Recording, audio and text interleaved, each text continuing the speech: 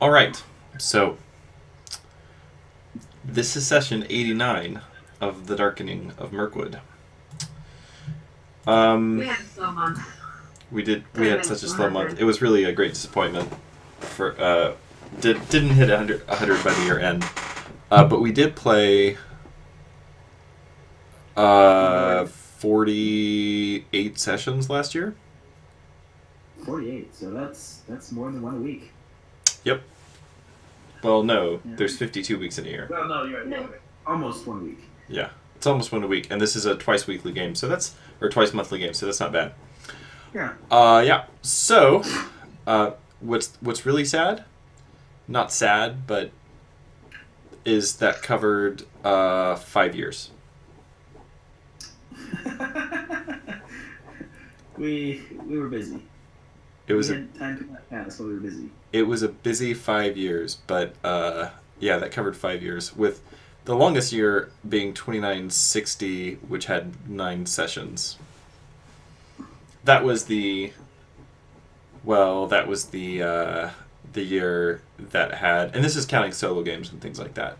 Right. But that's the year that there was like the whole death of Ingemer and Edrehill showed up, and we did the very first Angi and Mar adventure, and Duvaniel had her one shot, and Asford had her wedding, and all that stuff. That all happened in like 1 year. So that was a busy year.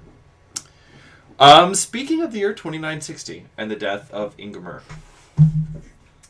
it has been 3 years since Ingemer Axebreaker fell. Fell not in battle or from old age, but in his cups at his table. There have been rumors, never substantiated, now mostly nothing more than things repeated by drunk men, deep or deep in their cups, or old wives among the gossip. But there are rumors that there may have been foul play, or that his wine may have been poisoned, or something like that. But really, most people have moved on, and Mogdred has proven himself a harsh but effective leader. What a surprise. Not everyone, however, has gotten along well with the new leadership. And occasionally someone will fall afoul of Mogdred's regime, so to speak, and find themselves facing a choice of either paying a hefty fine, usually the forfeiture of their property, by which Mogdred has grown very wealthy, or in severe cases, outlawry. Outlawry basically being that anyone within Woodman culture can kill you and face no penalties for doing so. So, so through through the Woodman judicial system, Mogdred has solidified his power base, managed to remove most of the outspoken, more powerful enemies within Woodman Town and Woodland Hall. Over Rosgable, Radagast the Brown still holds a tremendous amount of respect and sway. The Black Tarn is still ruled by Lady Amaleota, though she is getting on up there in years and in miles. And of course, Caewina the Generous is still the leader in Sunstead, but all of them have to pay not just lip service, but actually, tribute and tithes and men and things like that to Mogdred's leadership, as he is now the chosen Lord of the Woodmen. And so that's where we're going to kind of pick up as you,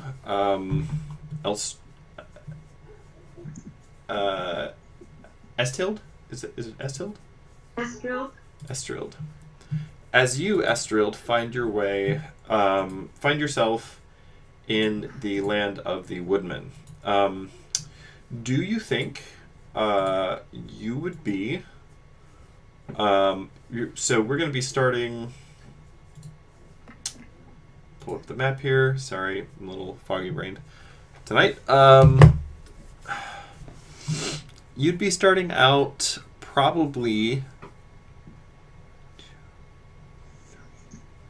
about 30 miles north of Woodman Town, right along the bank of the right along the right in the western eaves, not too far from the bank of the Dusky River, probably headed for Woodland Hall or for Woodman Town, depending on which way you're going. So I guess my question is, you're from Dale.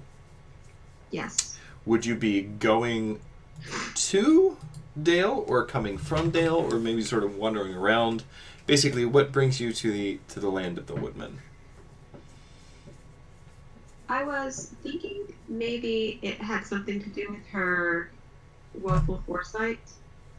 Maybe. Okay. Something's going down. Like she has a sense that something is going to happen. She doesn't really know what. Well, that certainly would explain why you picked the campsite, why you chose the campsite that you did this evening. Might not explain. Just.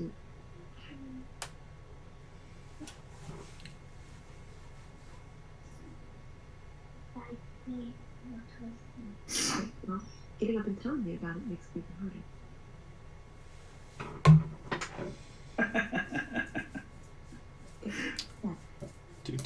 Turn off the Christmas tree. Somebody talk to them. That makes it hard for y'all to sleep. I did it. Daddy, can you switch the music on? Yes.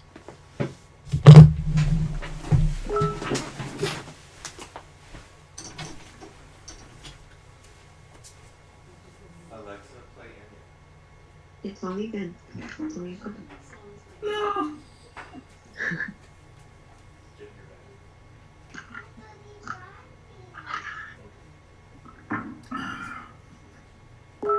Call up. Tears up.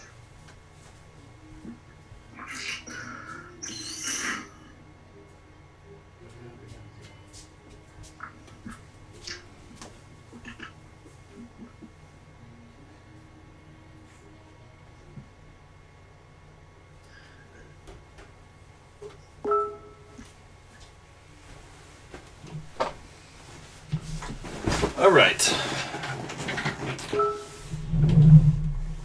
I think maybe she wants to make a name for herself, or like she's at the age where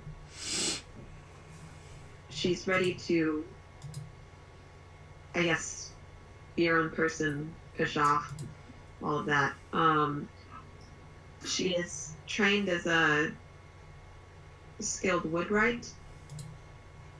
I think the backstory is like by a dwarf in Dale or something. Okay. Like the official one. So that might also impact her, the timing of when she left. So she's come to maybe learn about the woodman's carving and artistic skills. Hangouts is going off a lot. Yeah, that's Ben. Sorry. Ben is chatting. I found the cool Beowulf arts that I sent you. So. You did, and I'm not looking at it because I'm trying to focus on the here and now, Ben. You're being a good GM. I'm not. Okay, I have closed Hangouts. So what were you saying, Sophie? But you were saying maybe she came to the Woodmen to learn from them. Yeah, is that what you were saying? Probably. Okay. Yeah, so, I mean, the Woodmen have many skills which would be of great relevance to the Men of Dale.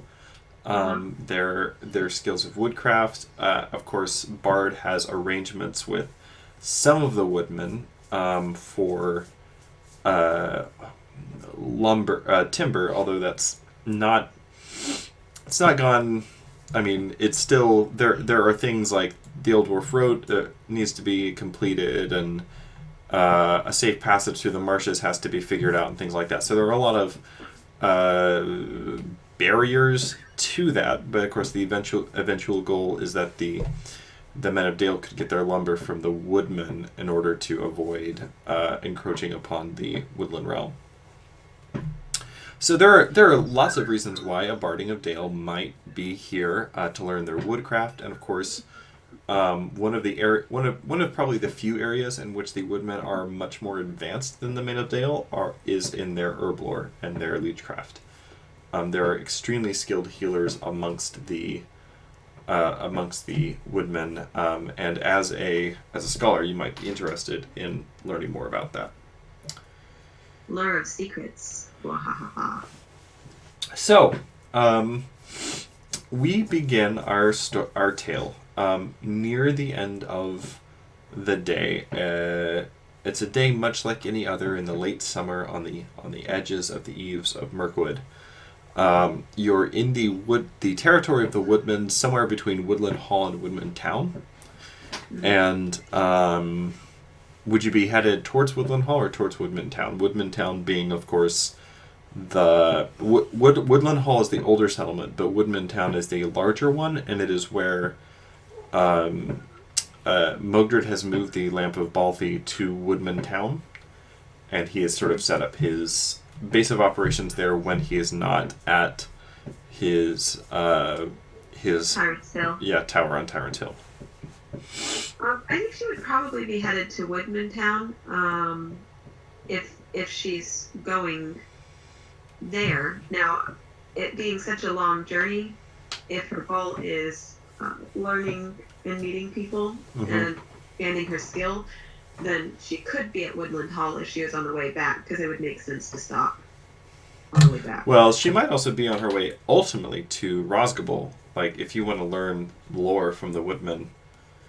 Oh, that would make sense. That's where Radagast the Brown is. So she could be on her way there ultimately. Yeah.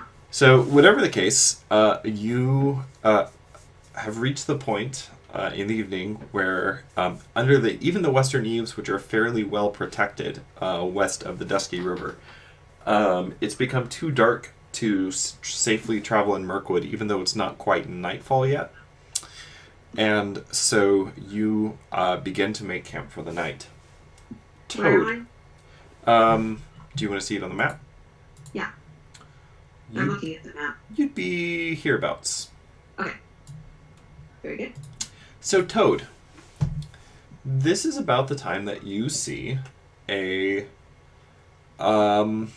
see one of the tall folk. She seems friendly enough. She seems well fed, which is always a good sign. Fire. Was that? Does she have a fire? Yeah, she's getting a little fire going. Seems promising. As you've been kind of wandering your way since the old woman that you were staying with along the Anduin either turned you out or perhaps passed away or otherwise became unable to sort of care for you. You have moved off looking for other pastures. Of course, your hobbits, when they want to, can move basically perfectly quietly, and so you've made your way very slowly across the eastern Anduin Vales, which are not densely populated, though there are plenty of people who live in them. Drawn perhaps towards the magic of the Dusky River, the rumors that you've heard, and not really fleeing, but moving on an intuition that you don't quite understand, away from the Gladden Fields. Okay. And I'm going to go see why Tirza is not obeying me, and then we'll pick up. So we're going to begin with you, Toad, as you see Estrild making camp for the night, and decide what you want to do. Tirza? She's traveling alone in Mirkwood? I guess so. Or the Mirkwood, I guess? It doesn't really make sense. She's brave, or young and stupid, which... Like a very first time out, and she's traveled that long distance, and she's a scholar, all by herself. Maybe she's like a naturalist, and she feels like she needs to get away from it all. She needs to actually get out there and experience it for herself. I mean... Maybe the other people in her party are out gathering wood. or maybe she's ahead of her party, or behind them, or He's the one left behind to cook. All right. or maybe no, maybe she's just pretty sure of herself. We were just wondering why my character would be out in the woods by herself. Well, because we couldn't find any other players. I mean, we were looking for creative reasons, but I suppose that is also true. Well, it's possible that you traveled as far as Woodman or Woodland Hall with a group, and that you've decided to push on to Rosgobel on your own.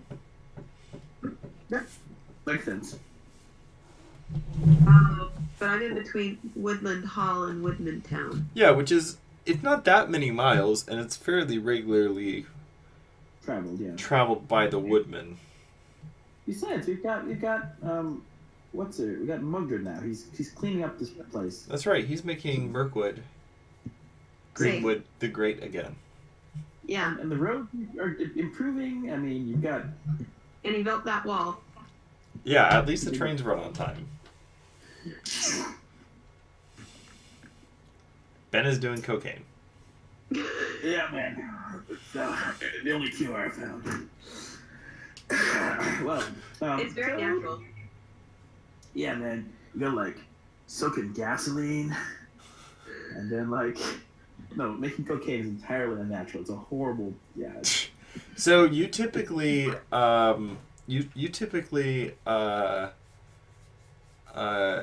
wouldn't approach big people, especially in numbers. But this one looks fairly. And she has a fire. She has a fire. All right, so I come out of the woods and sit down next to the fire and put my feet up a little bit and wiggle my toes next to the warmth. She's been whittling. And she is rather surprised. Hello? No.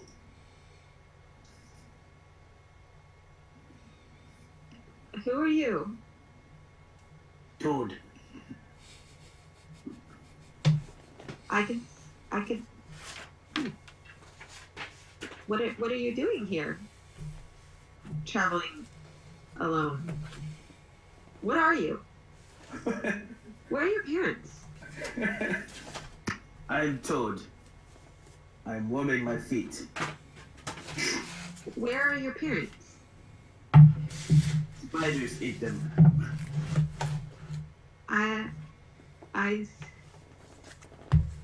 When? Long time ago. Spiders eat Papa, spiders eat Mama, spiders eat Big Sister, and second Big Sister, and third Big Sister, and Big Brother, and next brother. I too small. Spiders not see me. Or maybe spiders full. Oh. I'm sorry. So, Estrel, you certainly heard of halflings.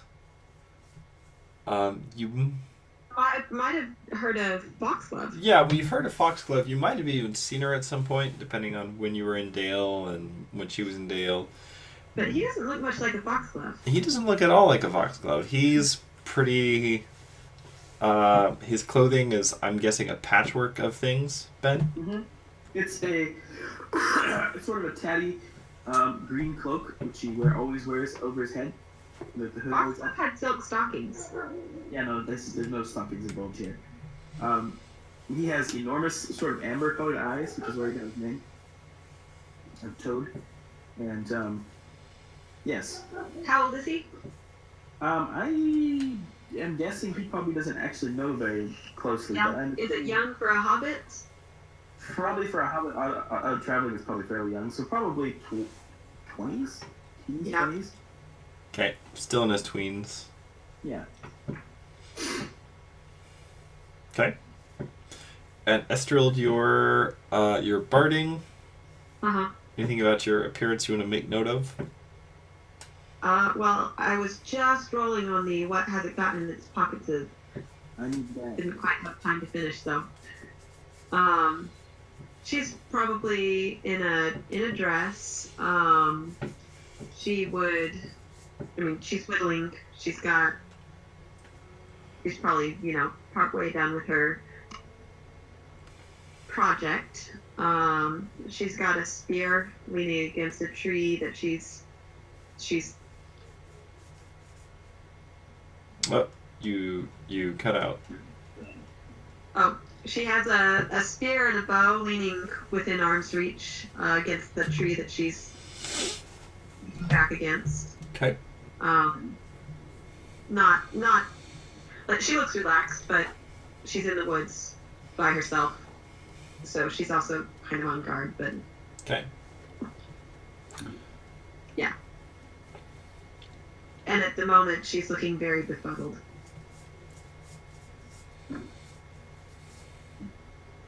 Are you cooking anything? Over the Uh, fire? Probably. Let's see. How late in the evening is it? It's outside of Mirkwood. It would probably be like twilight, but it's already starting to get fairly dark under the You know eaves. what? I was gonna say maybe she's like roasting a rabbit, but given her hunting skill, I think she's probably on trail rations. Fair enough. Okay. So you got cram, and Alright, Heap opens a truly manky pouch on his belt and produces a small fish that does not appear to have been dried. And puts it on a stick and sticks it over the fire. How old does it look? This is to see whether or not he gets sick. It's probably slightly fermented. It's got a bit of a Norwegian lutefisk air about it. So she's gonna hold it out to him. Maybe you'd like some of this? Toad says thank you. He takes it, he eats it, he continues roasting his fish. so Okay. the small clearing that you are making camp in, Estrel, fills with the fragrant smell of old fish roasting slowly over an open fire. Which one of you has the highest awareness score? I have two. I also have two. Okay. Well, which one of you is the lookout? Well, I'm not the huntsman. Like, Okay. do we have to, can we cover more than one roll? Well, you'll have to. Well, I'll tell you what, Estrel. Since you said you were kind of on guard, since you were traveling alone, Uh-huh. why don't you give me an awareness roll? Okay.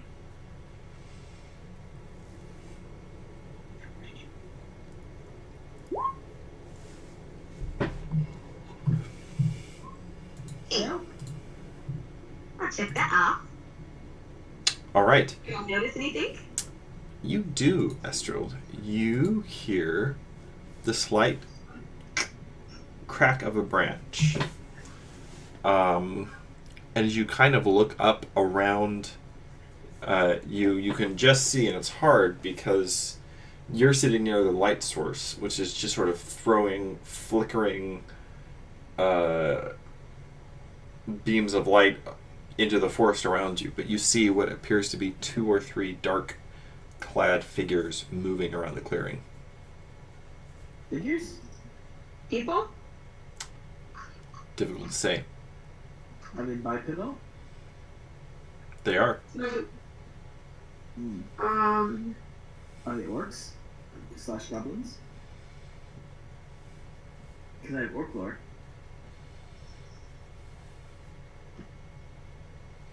What are I you doing? think she's going to Raise finger. Toad also raises a finger. How close is it? Like against your lips, like the shh. And Yes, puts it against his lips. okay. I am sure that Toad knows what that means, given that he was raised by a human woman who probably did it to him. Quite often. A lot. Are they nearby? Like, is it just outside the firelight? Yeah, it's just outside your visual range. You can just make them out. It feels like you're being surrounded. Okay. Yeah. I think you have company. I think you brought company. She's gonna grab her spear and stand. Okay. As you reach for the spear, an arrow embeds itself in the tree right next to the spear as you reach for it. And you hear a voice in command say, "I'd advise against that if I were you." Come out where we can see you. He does so, as do all of his friends, or at least all of his friends that you can see. You find yourself surrounded by 3, 4, 5, 6. Kind of stop counting at that point as you focus in on their leader. All of them are cloaked in dark green. And as their leader steps forward, you see kind of a haggard looking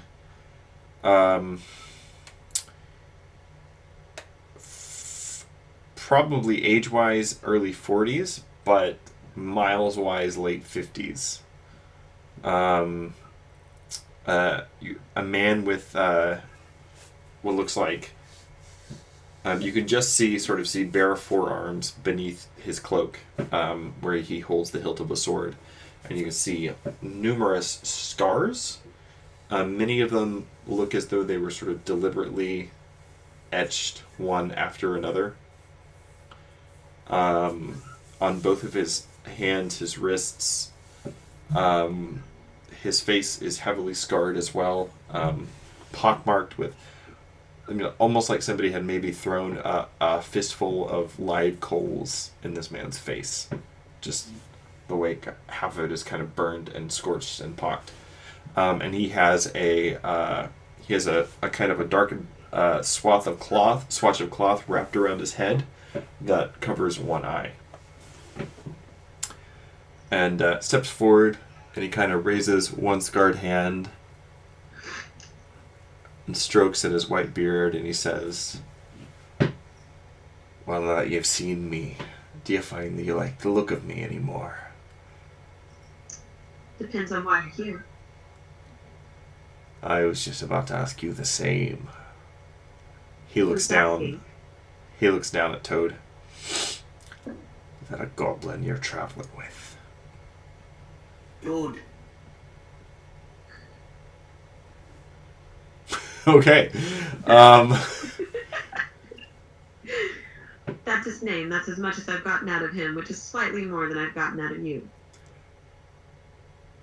I think under the circumstances, perhaps I'd better be the one asking the questions. Your names. Be quick about it. Toad. Estreld. Will you be introducing yourselves with courtesy or awe? Courtesy. Courtesy! This party look like it has awe.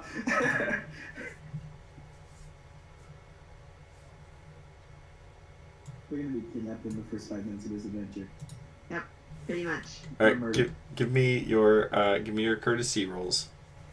Alright. And low.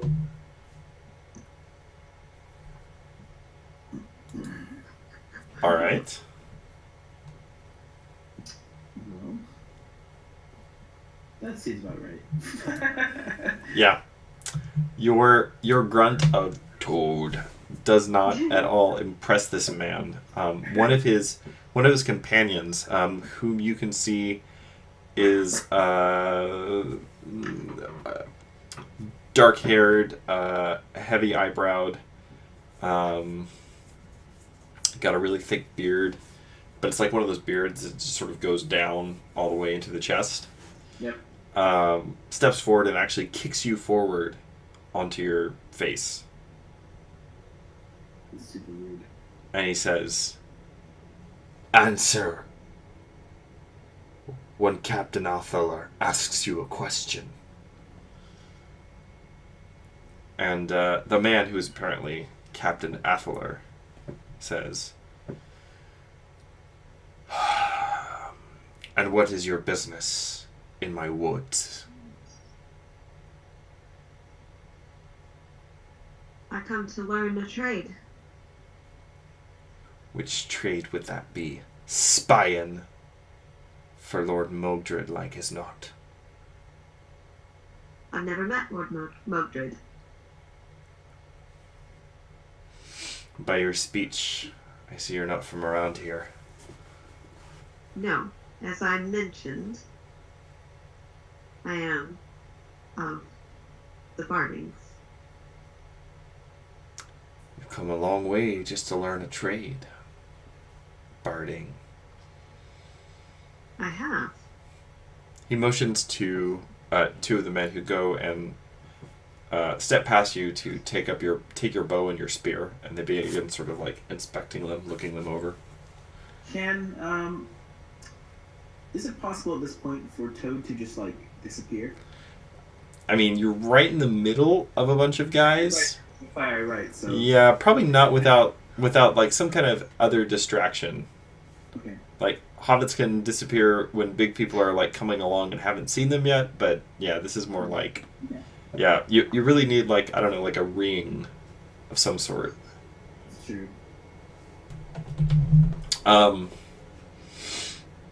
One of the men kind of grunts a bit and raises the bow and passes it to Athalar, who looks it over. "I've seen bows like this when I was in Dale. So then, come to learn a trade, is it?" I am a woodwright. I would like to learn more of my craft, and the woodmen are rumored to be excellent teachers. You'll not learn much in Woodman Town unless it's the craft of war that you're interested in. I am bound for Rosgable. Give me a persuasion roll. Yes.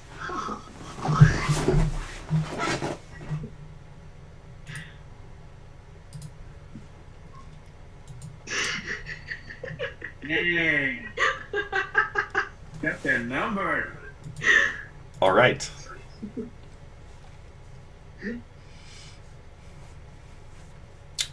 He kind of nods shortly, reaches down. Toad, he picks you up by like the scruff of your cloak and just kind of sets you back on the log. "I apologize for my men's rudeness. I find we can't be too careful in these parts." His face like spider butt. What was that? His face like spider butt. Harry. Yes. I'm afraid the time that I spent with the orcs of Fenbridge Castle did not much improve my looks, or perhaps my manners. Forgive me, I am Athalar, the captain of this merry band of outlaws. Toad. So you've said. Still Toad. What is it that you want of us?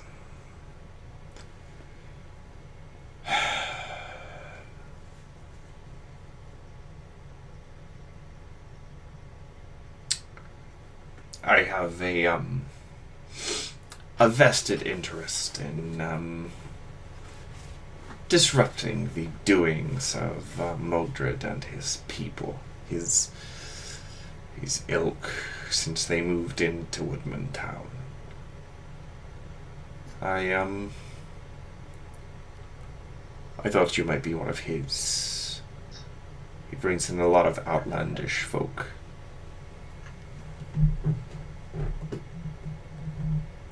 However,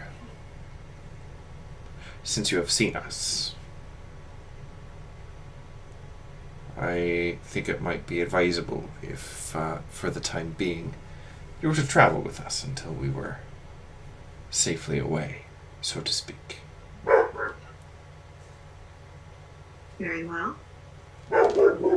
I can promise that you are not a prisoner. You will be treated with dignity. He kind of glares at one of his men. Same goes for your companion too here, if he proves civil.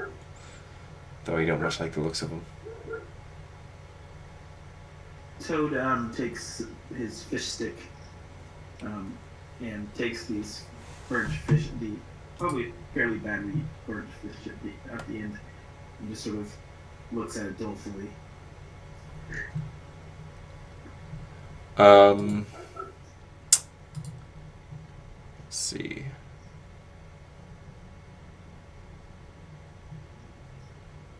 Sorry, one sec. Mm-hmm.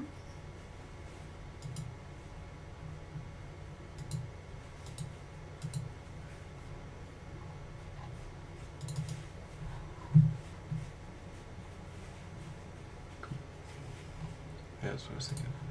Sorry, computers being a wee bit slow.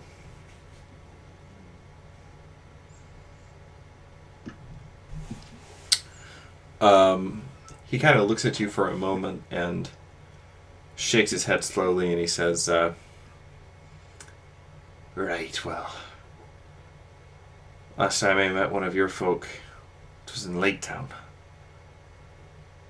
Mighty, chatty little one, too. But she did me a good turn. So for her sake,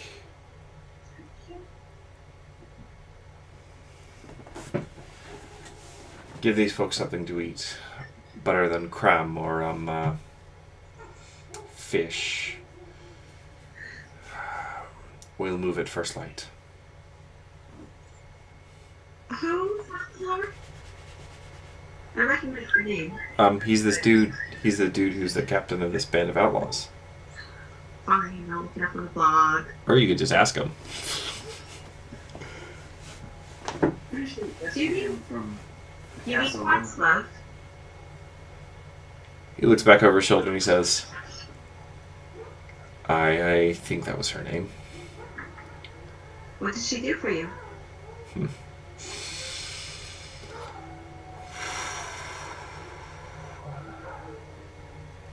She and her friends helped my old master and I when we were in a bit of difficulty. That's all. Oh, It was a few years ago. Though it seems like a lifetime now. Sonahild. See that they're made comfortable. You and you. With me. I want to make sure that we aren't about to stumble into one of Dagmar's traps. Of course, Dagmar sets traps.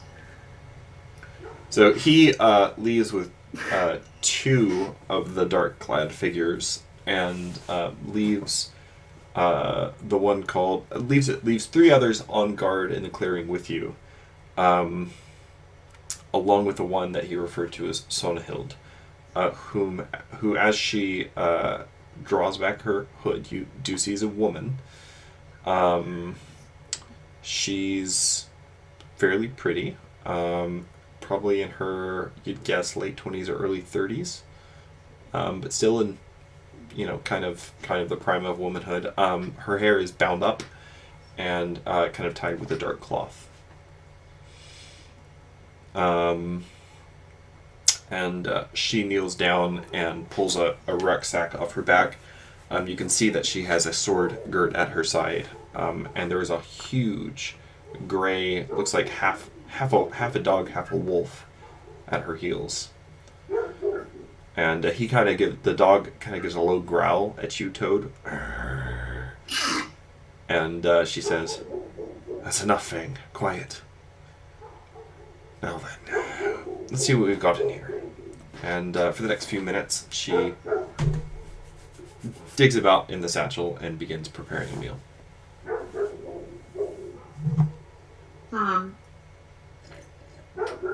Astral will help her. Toad settles into log a little farther and sort of adjusts his feet near the fire. All the way from Dale, is it? It is. It's a long way to come. It has been a long journey. I've learned a great deal. Perhaps not the dangers of traveling. She looks at Toad for a minute. Alone? Perhaps not that yet. It was maybe not the best decision I've made. You'll have to forgive Athalar. Well, he has a very old score to settle with Mogdred, so I'm told. We all do. That we outlaws. Aye. We are outlaws because, we'd rather live under an open sky than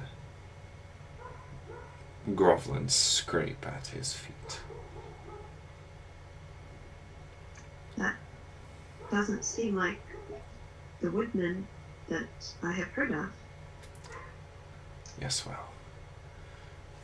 A lot has changed in the last 3 years. A lot has changed.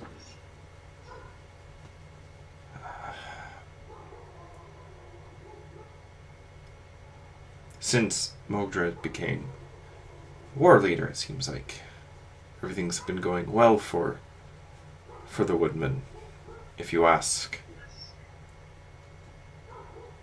Well, if you ask any of the folks that it's going well for, anyway.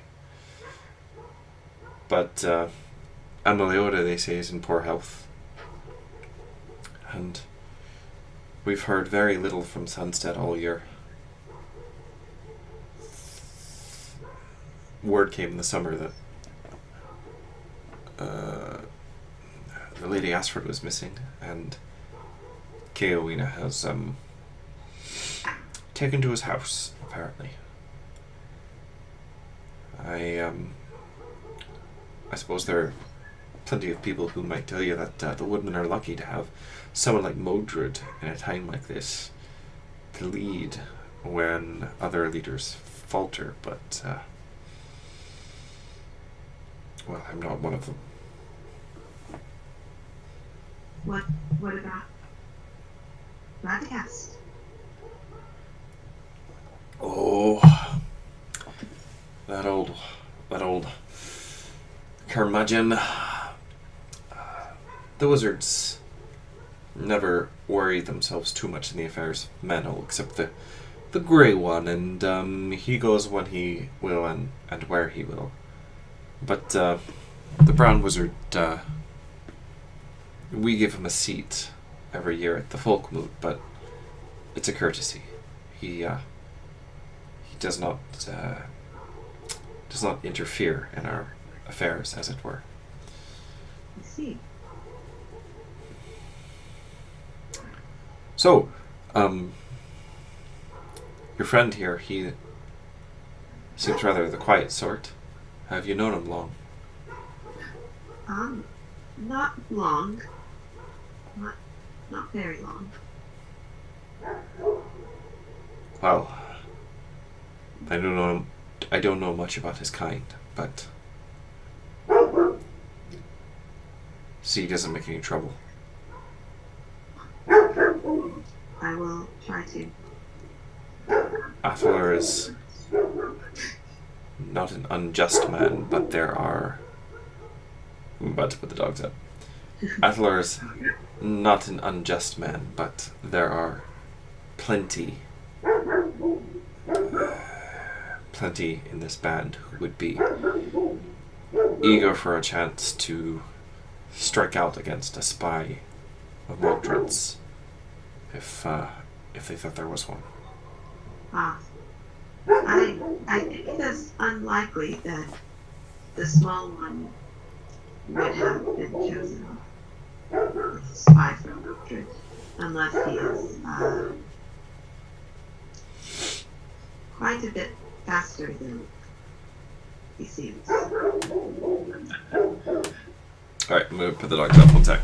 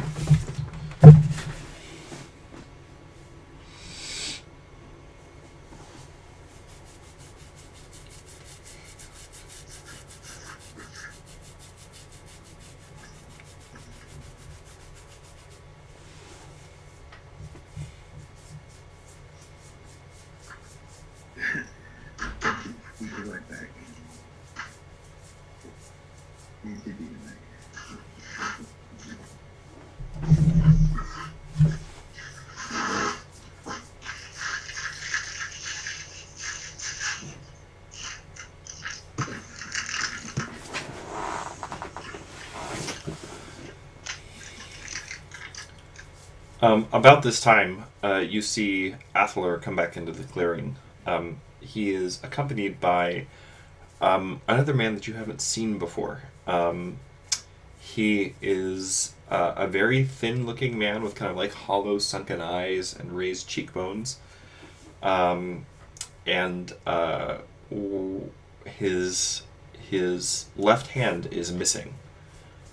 He's just got kind of a stump that's been wound up with cloth. And you see he sort of comes in one end of the clearing as Athalar comes into the other. And Athalar says, "What news, Rickamar?" Rickamar says, "That's not good. There's a warband approaching. 50 men." You're on mute, so I'm not sure if that's intentional. Okay. There's a warband approaching. 50 men strong, at least. We need to move. Athalar kind of swears under his breath, in a language neither of you understand. Do I recognize it? It sounds vaguely like the language of the Easterlings, but you don't recognize any specific words. And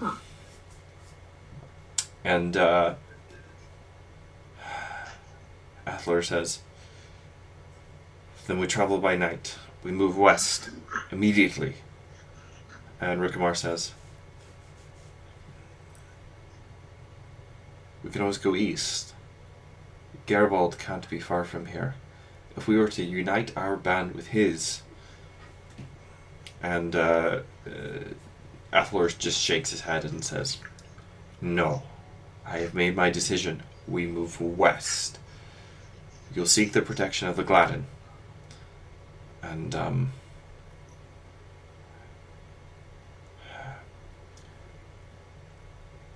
When we reach the edge of the forest, I will blow the horn. There's kind of a murmur among some of the men. Sonnenhild just kind of looks up, nods slowly. She turns to the two of you. We need to go now. You'd better come with us.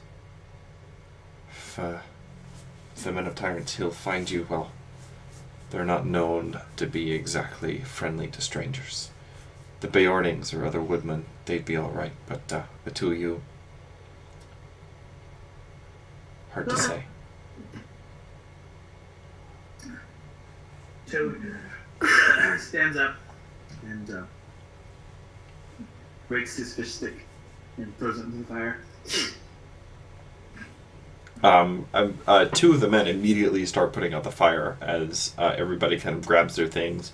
At this point, there's no attempt to stop you from taking up your weapons. Yeah, I was about to ask. Everyone just sort of seems as though they're in a hurry. I assume they never did. They never explicitly disarmed Toad, so No. he still have his weapons. I assume he's yeah. I mean, he's tiny. What could he do? Yeah, right. He could disappear if he wanted to. All right. So are you? That's true. Are you two following along? Yeah, she's gonna go with, because these people have seemed to be decent people, even if. Right. And Okay, so Sonnenhild kind of takes you both and guides you as the members of the party basically break up into small groups of 5 and 6 and start moving westward through the forest towards the edge of the wood. She says, we try to get down here and do what damage we can to Mogdred and to his people, and they've been mustering the responses faster and faster lately. But and she reaches into her rucksack again, and you probably noticed this earlier as well, Estrild. She's rummaging about. She pulls out kind of a loaf of bread that she breaks in half, and she hands a piece to each of you, just sort of as you're walking. But earlier, when you were helping her prepare the food, you saw just the glint of something shiny and metallic inside the backpack. what did it? I mean, looked like maybe silver. Like coins or? Hard to. I mean, you didn't see it well enough to say.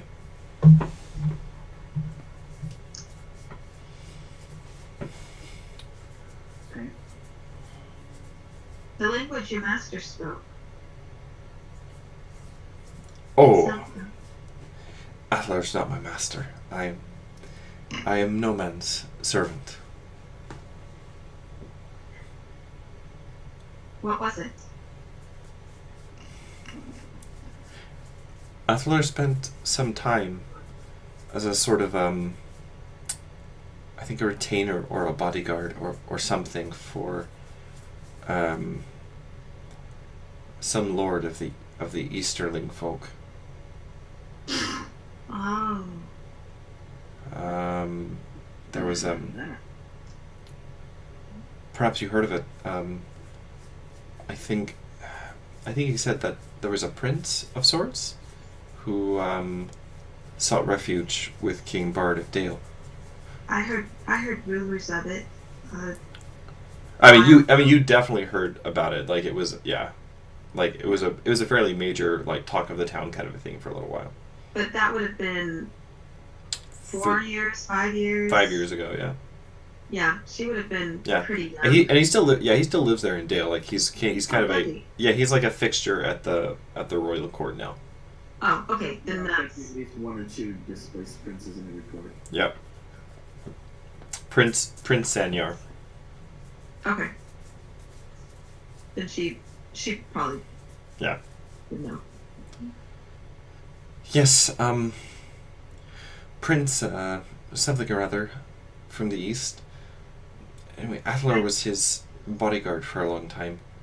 I think he helped him to escape. I see. After they came to Dale, Atlar came south to find his people again.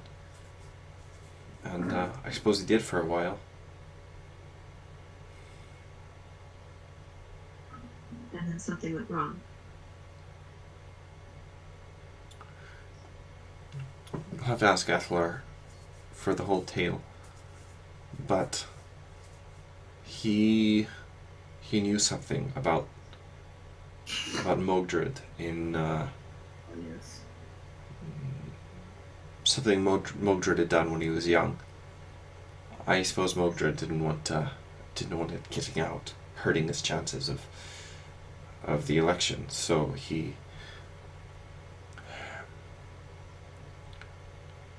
the Leofrings were attacked twice, actually. Once by men of Tyrant's Hill, and orcs. They had help then, but later they didn't have any help, and Atlar was taken away to Fenbridge Castle.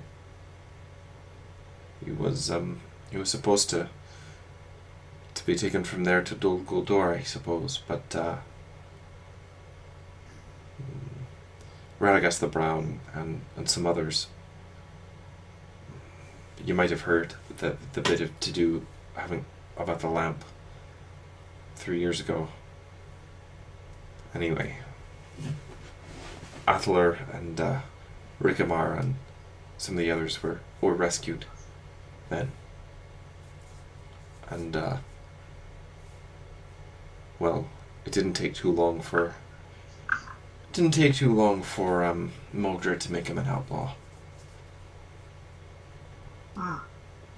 So are you saying that Mirkwood was in league with the orcs?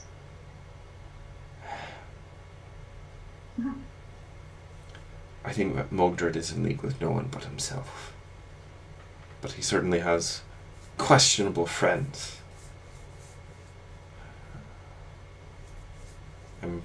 No doubt he'd justify it, saying, of course, you're sort of walking through the woods as you're talking. No doubt he'd justify it by saying it was the necessity of the moment, but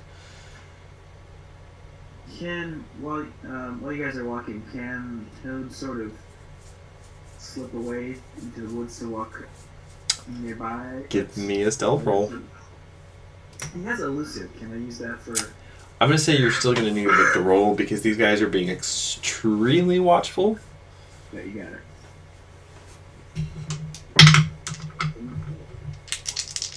Ah! My one! Okay, sorry. You can always spend fresh new character.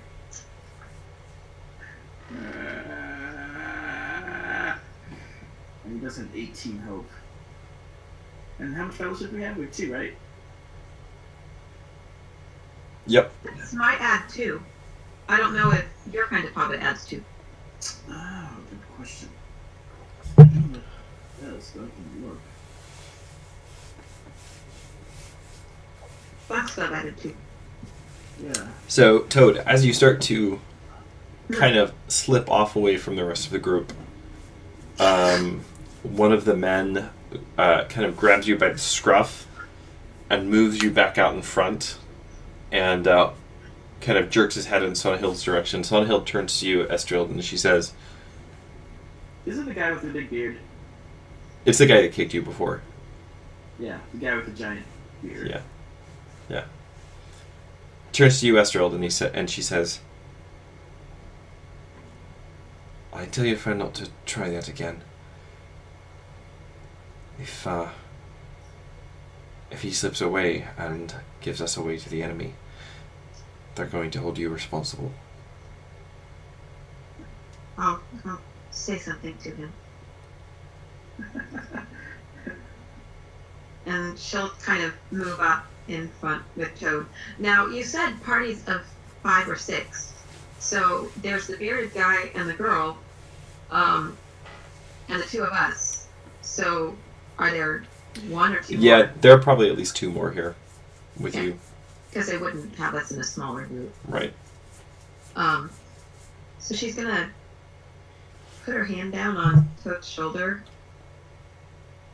and whisper to him, "These people look pretty jumpy. I think if you were to try to slip away again, you might be joining your family sooner than you intended."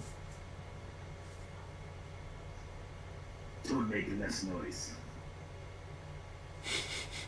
If they catch you, they might hurt you. And if they don't catch you, the people following us certainly will.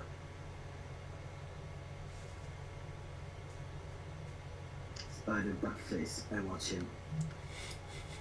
You stay, you watch him. Make sure he doesn't try anything. So, nods? I suspect this is the first time he's been given any such responsibility. It's up to you. Okay? He nods seriously and stares fixedly at the bearded man. He stares back. Kind of growls a little bit. Ribbit. Right. And she'll fall back and say, I think he will. I don't think he'll try that again. Thank you. For traveling with us. Oh. Better us than the men of Tyrant Hill. Seems like that might be the case.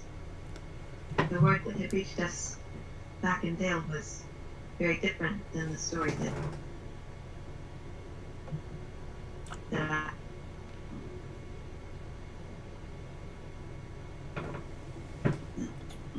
Sorry, very different than the story that what?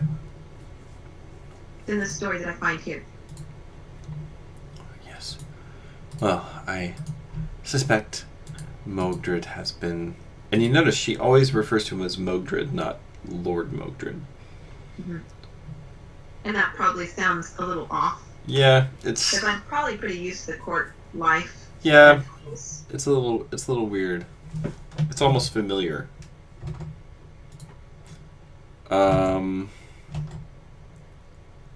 Does it seem familiar or disrespectful? Give me an insight roll. Because you always do those on new people that you just met.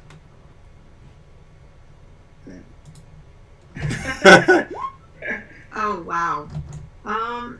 You trust him explicitly. But okay, just a minute. Like, these people, they're good, they like us, they rescued our butt from apparently the local authorities, who are apparently to be generally trusted, except, company of Ben. All of it. Oh, you got an eye. Yeah, I did. That only affects our hunt, right? Not like the overall game hunt.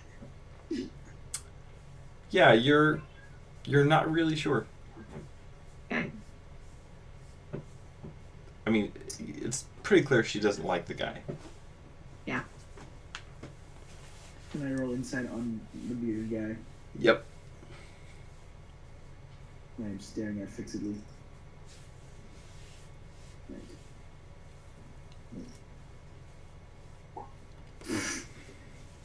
He definitely seems...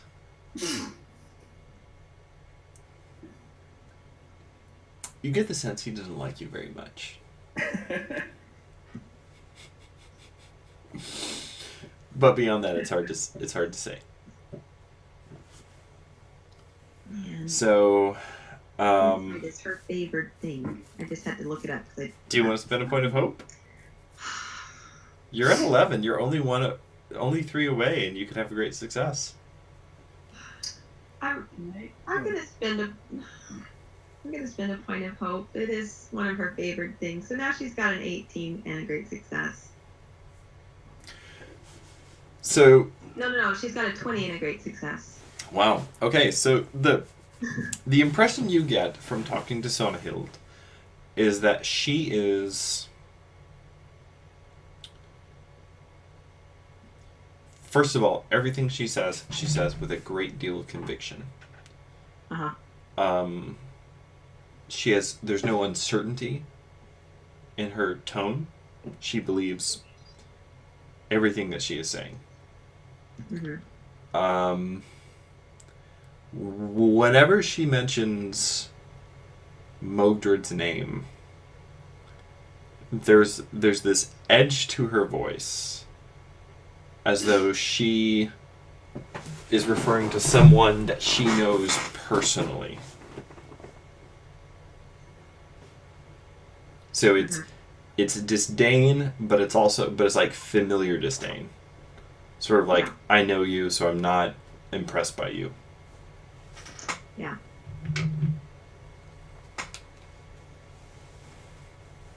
Why are you here? If you don't mind me asking.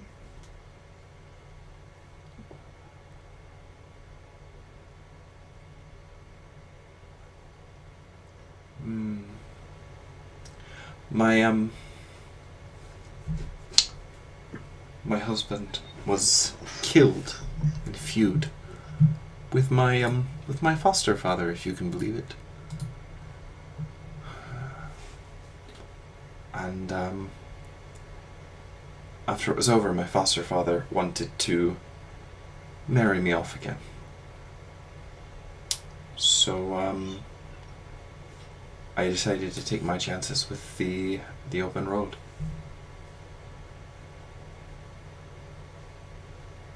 Ah. I'm so sorry. There's no. You can hear the very pronounced bitterness in her voice now. There's no recourse for me for vengeance, being a woman. It's not like I can call him out. I would, if I could.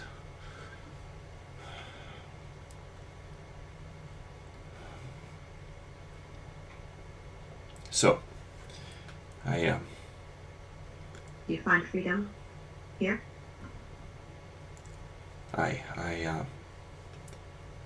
Athlor has been good to me, and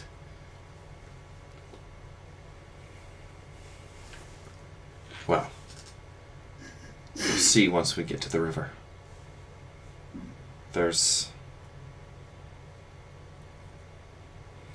second chances for everyone. Yes. So it's going to take you 2 days to get to the edge of the wood. What's that? You stop at all during the time? You are stopping for short rests where you can do so safely. But first of all, we need to do travel rolls. So it'll just be 1 fatigue test at TN 14. Okay.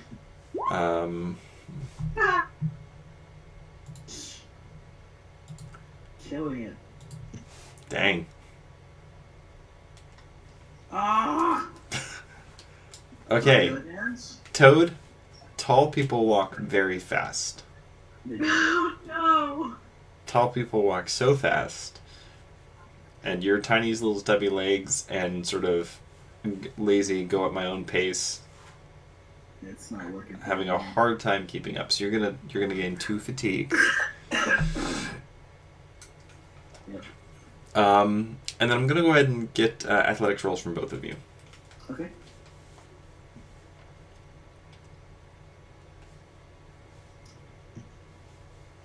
Also team 14. Ah! Finally, first success of All right. So you spend the next 2 days, traveling with the outlaws. They seem to be moving at a pretty quick, brisk pace. The closer they get to the edge of the wood, it seems like they almost speed up. And yes, I was gonna say during one of our rests, is the bearded man going to sleep? are you gonna stay up and wait for him to sleep? Yes. Eventually, he doesn't go to sleep. Can I stealthily sneak over and remove his beard? You want to shave him while he is sleeping? Well, maybe not shave, but like cut off enough that he'd notice. How likely is Estrel to be awakened?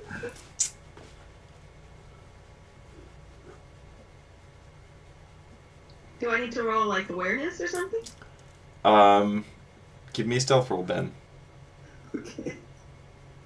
Okay. Can I kind of use my elusive or small trait for this? No, this is not being elusive. This is the opposite of being elusive.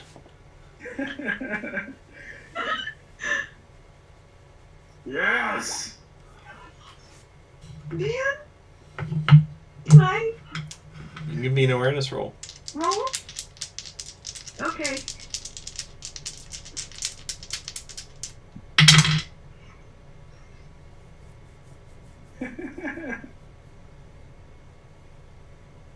I'm gonna.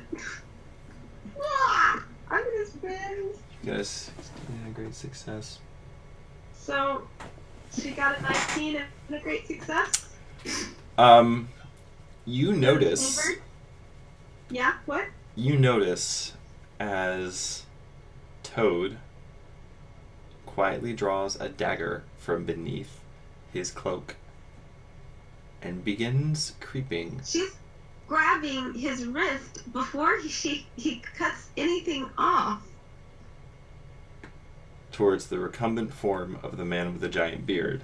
Are you stopping him? Yes. Quietly, in an attempt to not wake anybody up. Okay, Toad, as you're creeping towards the man in the giant beard, Estrel reaches out and grabs a hold of your arm. I look back at her and I tell her, put my finger to my lips. And the man with the giant beard says, Oh. "Oh, I think I'd take her advice if I were you."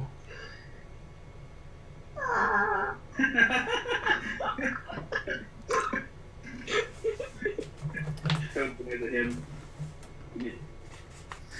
What's your valor?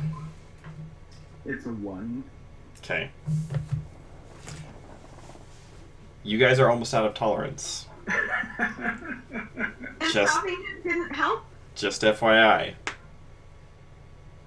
Did stopping him not help? Well, the guy in the beard did see him draw the dagger and start creeping towards him, so he now has ideas about what that maybe meant. You rolled a 16 and a great success, Ben. Yeah. He rolled something else. He rolled a 17 and a great success. I rolled a 19 and a great success. I'm just saying, he saw you Yeah. coming. Yes. Okay. Towards the end of the second day, you Actually, on the road, I peel a bunch of moss off of a tree and stick it around my face. yes, you can do that, though. Goodness only knows why you would want to. I look at the man with the beard.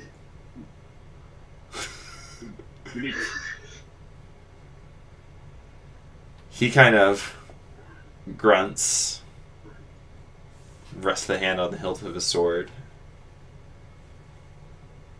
doesn't say anything. So, towards the end of the second day, as you reach the eaves of the forest, Athler steps forward out from underneath the the cover of the trees into the open air and the gray twilight of the Vales of Anduin. And he raises a horn to his lips.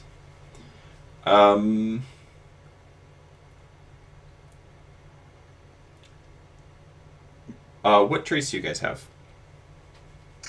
Old lore, Brian's of lore, Woodwright. Let's see here. I have. Is that specialties or traits? Specialties. Okay, so I have beast lore, boating, and orc lore. Okay.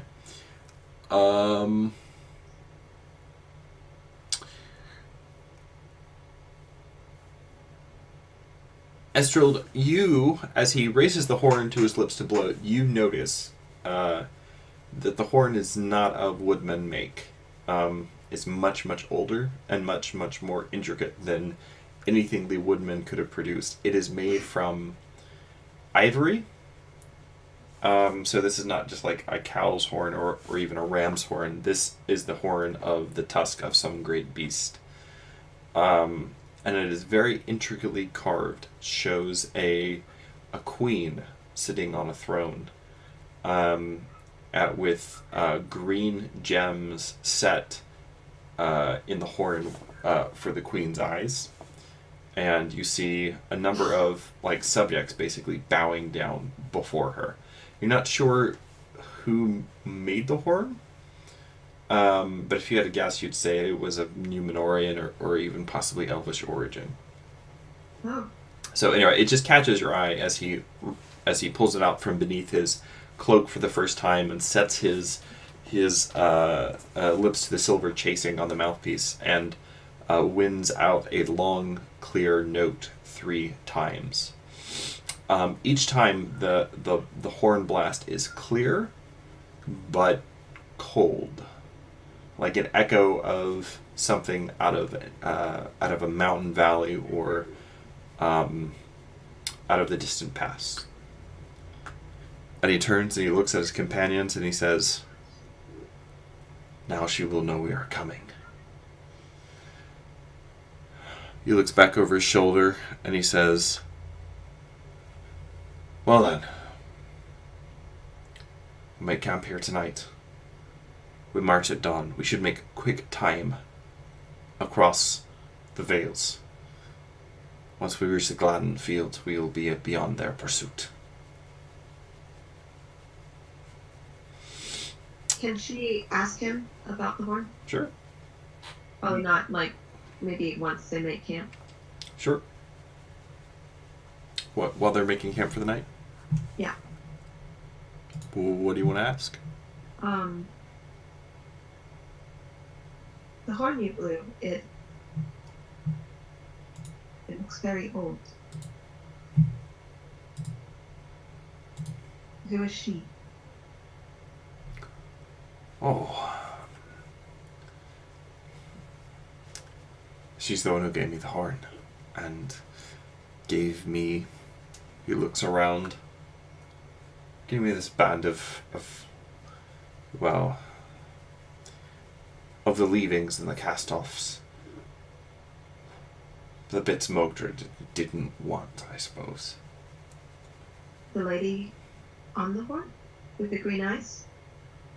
Oh, I don't think so. This is just something that she had, but you'll meet her soon enough. She's very good.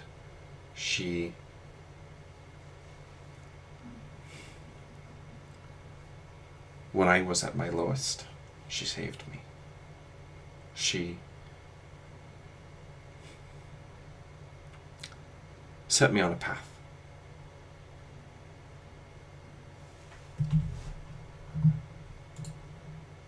I see.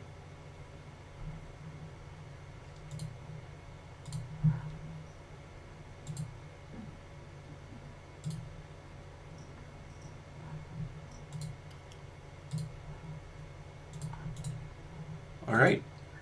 We're heading Sort of southwest, across the Vales, towards the towards the Gladden Fields. It's going to take you about 3 days. It's not very long. So go ahead and give me one more fatigue test as you travel.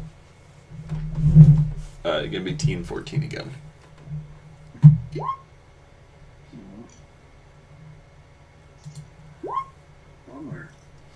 All right, you both gain 2 additional fatigue as you find keeping up the outlaws is, well, it's no small task. That's more in keeping with what I would expect of a scholar. Yeah. The outlaws seem very determined to reach the safety of the Gladden Fields. Now and then, it sounds like your pursuers are getting closer. Now and then, you can hear a shout or a horn blast carried on the wind. Sometimes the bark of a dog. You can sometimes hear the howls of dogs or wolves at night. But most of all, you get the sense, and you get it more than Estrilled Toad. A sense of foreboding, as though something. Well, actually, Estrilled, with your woeful foresight, you get a sense of foreboding of something that lies ahead and something that lies behind, and sort of the sense of being caught in between 2 things. I'm going to go pull on Estril's sleeve.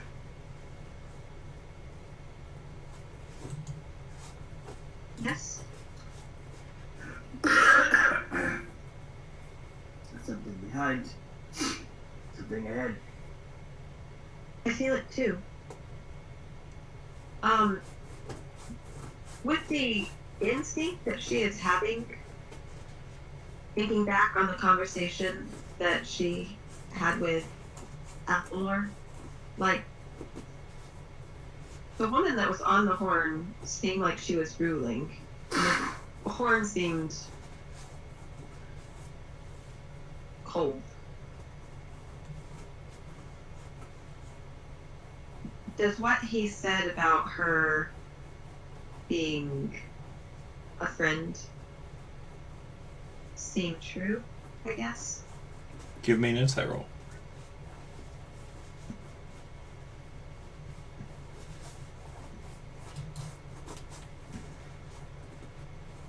Cool. As far as you can tell.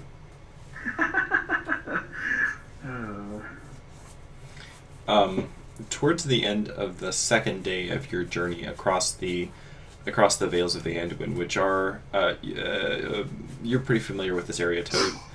The Vales of Anduin are basically you've got the mountains of Mirkwood on one side and the actual Misty Mountains on the other side, and then you've got the Anduin River, which is the low point between them, and so the Vales kind of slope down from Mirkwood and from the Misty Mountains towards them. So it's a lot of rolling hill country, lots of sort of unexpected little river valleys. Fairly populous. The Nether Vales, which is where you are, maybe a little less populous, but especially as you get closer to the Gladden Fields and to Lorien. Fewer people live here. Also closer to Dol Guldur. But there are definitely like river folk who live along in here, and as well as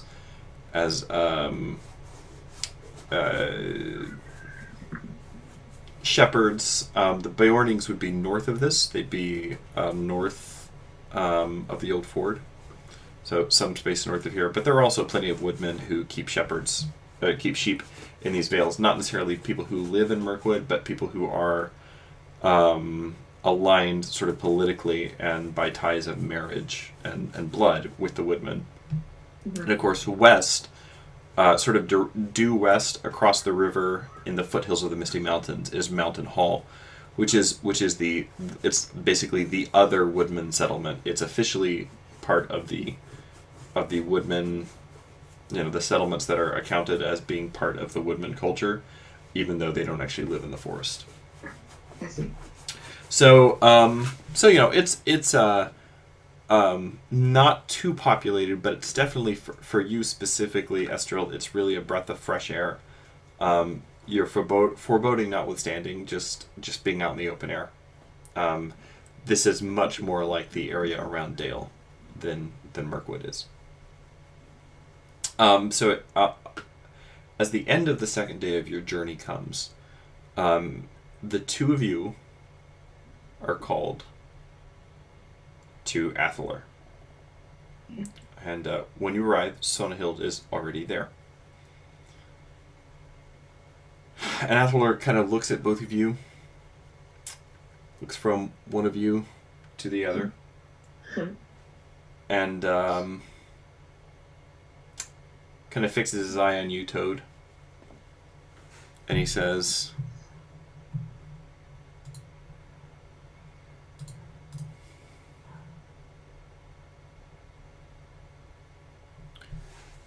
Erkenbald tells me you drew a knife on him the other night. Why was that?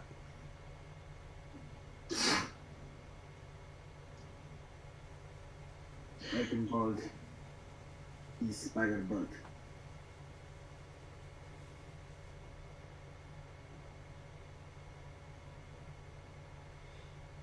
And so you intended to do what?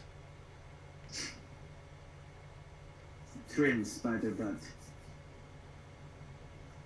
He kind of squints at you, and Sonahild kind of bends over and whispers something in his ear. He touches his own beard. Spider bot. Is that what you call this?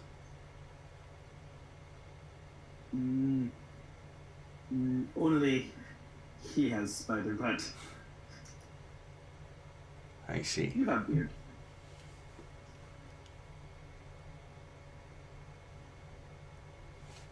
He kind of looks questioningly at you, Estild.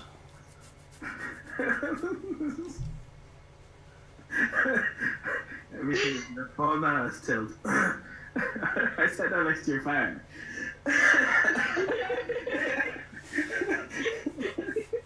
You're the albatross about Estild's neck. He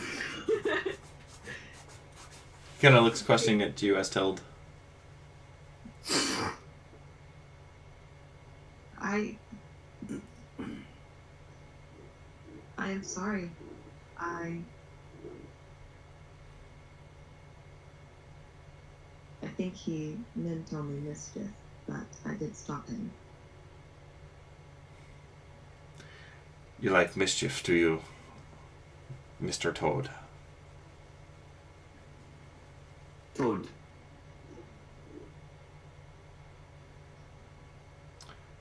Right. He kind of leans forward. I said, do you like mischief, Mr. Toad?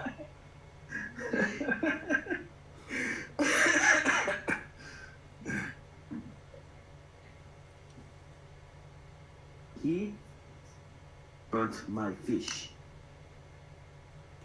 I take his beard. He's trade.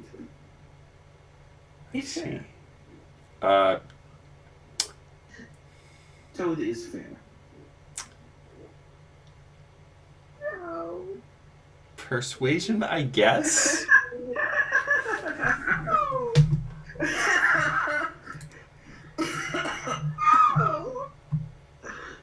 I have the distinctive feature of true-hearted. Everybody believes me.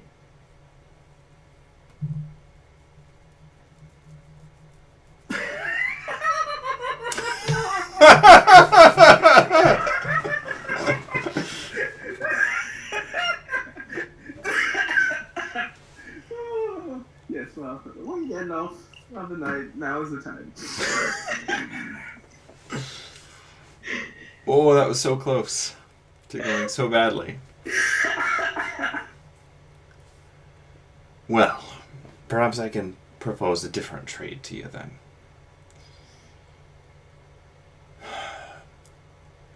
Got an enemy force on our tail, and I don't know. I don't know, but I don't think that we'll see another sunset without battle. Problem is, I don't know exactly what we're getting into. Now it occurs to me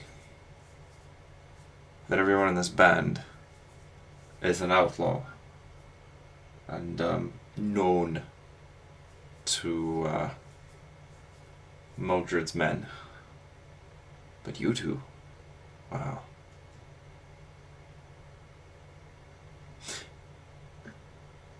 You could waltz right into their camp with your blank expressions and your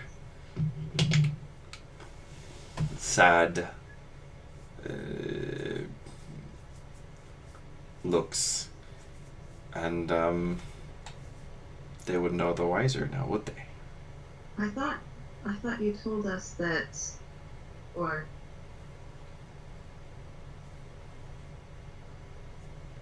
that because of where we were from, they would immediately not trust us. You were in Mogdra's lands before. You're not now. They're the trespassers. I see. Not even Mogdred could get away with charging his tolls here, out in the open.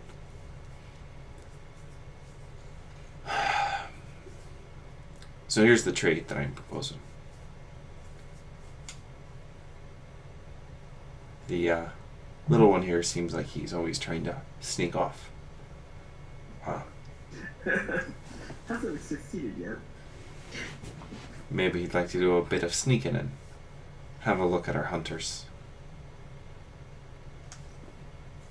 If you can report back with how many there are and who leads them, you'll find me very grateful. You'll find the lady very grateful when we reach the Gladden. You want to trade? I can promise you as much fish as you want. You want wisdom? I can promise you lore beyond your heart's desire.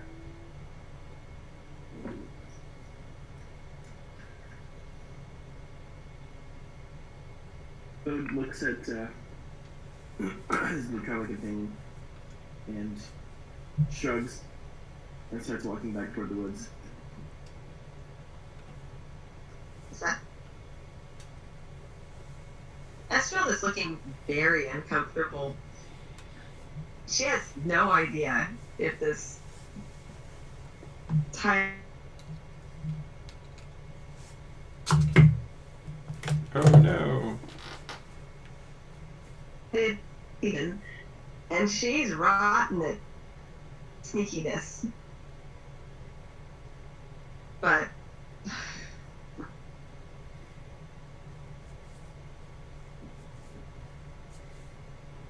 He has a 3 as a favorite skill, so he should be able to. she's got a 1, and what is her dump stat? Well, I mean, you It's could not always gonna get me out of anything. you could always just walk in the middle and talk to people. What's lost? How far behind us are they? My guess is no more than half a day, perhaps less. What It's breaking up a bunch. Alright. day is it now?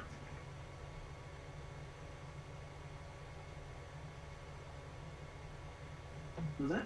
Okay, yeah, there we go. I don't know. It broke up there for a minute for me. What time of day is it? I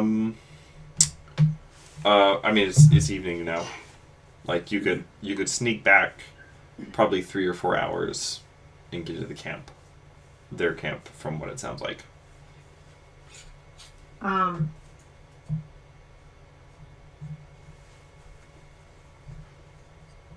I'll do what I can, but if they prove to be unfriendly, then I may or may not be able to bring the report back to you.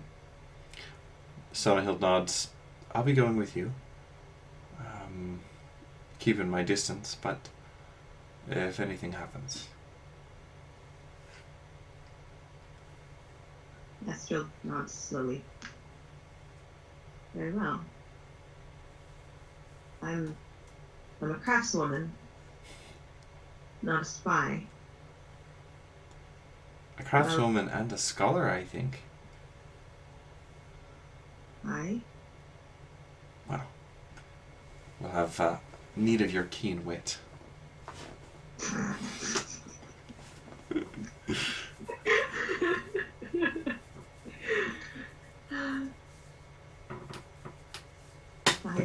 I hope so.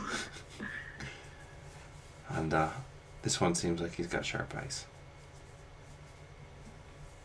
That he does. Well, until we meet again. Athalar nods slowly and he says, I know you don't know us, and you've no reason to help us.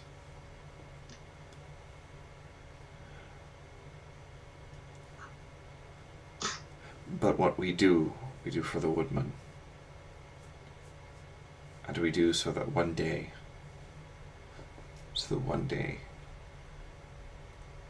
Mogdred will be revealed for what he really is. And we can live free. And I know that for the Bardings,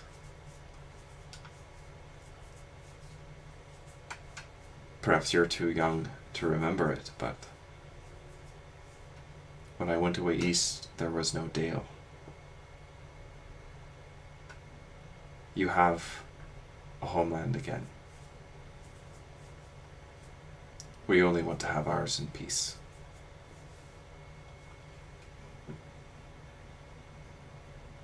May it be so. All right. So, how are you going to spy out the enemy camp?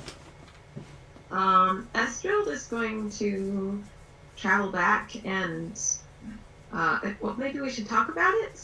I don't know if Toad would actually talk. Toad? Ben hasn't said nearly as much as he usually says this session. It's sort of throwing me off. I'm sorry.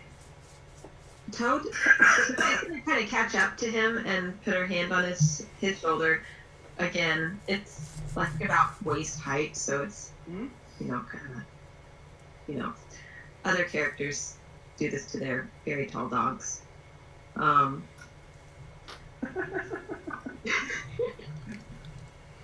of pat him on the shoulder as he's walking along. Toad?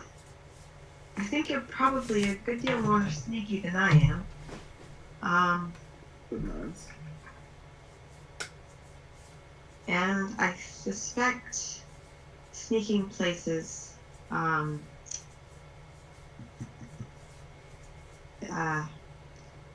I was thinking maybe we could just build a fire. And let them come to us.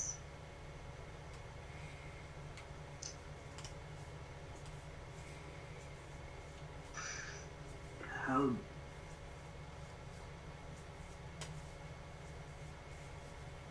He scratches the top of his head. And how do we leave? After they have found us? Well, once we have the information we need, they're friendly, then we should.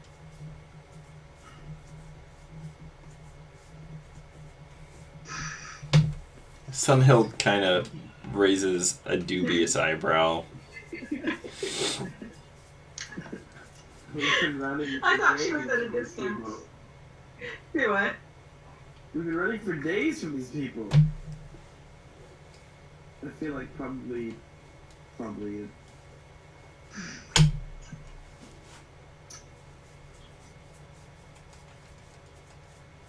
Do you think counting them from the distance is going to be enough? Toad sneak. You stay.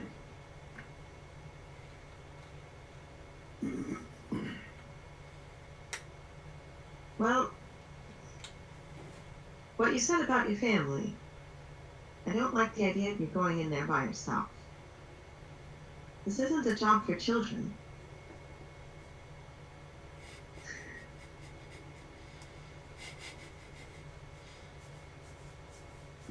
Toad. Toad. Toad, not child. Toad. Brave and sneaky. Toad know all about goblins and beasts. Toad know about fish. Well, these are men. They're fish or beasts. Men are like bigger goblins. Smarter. Yes.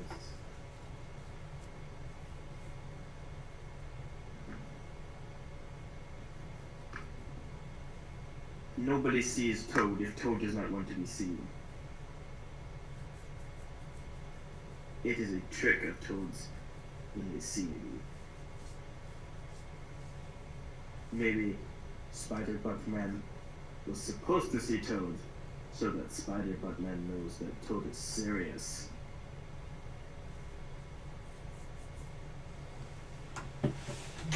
I've got to be honest with you, Toad. I've never known a little person that was sneaky. I've heard they ought to be, but I've only met two.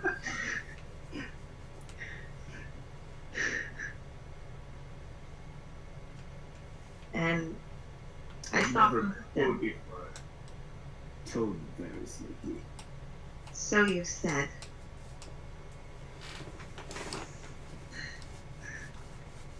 All right, so as you head back, about 2 or 3 hours, you can see some very low campfires burning in the distance, kind of in a, kind of up on a, in the hollow of a hill. It's kind of overlooking the plain that you are now walking on. What is the plan? So we see the Fires? Yeah, how many fires? And I guess what can we see in here? You see several campfires. You'd best guess. Give me an awareness test. Okay.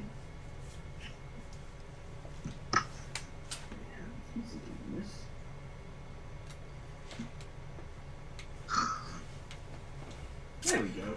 Toad, you'd guess there are campfires enough for probably about 50-ish big people. Okay. So 50-ish big people. Do I see any sentries or guards? There are sentries and guards posted. Okay, but I can spot where they're at. Yep. Okay. You see that several of them are accompanied by very large dogs. Actually, really similar to the one that Sonahild has. Okay. Well, So what we're supposed to be doing is figuring out the number, right? And what they're facing? Yeah, and if possible, who's leading them. okay.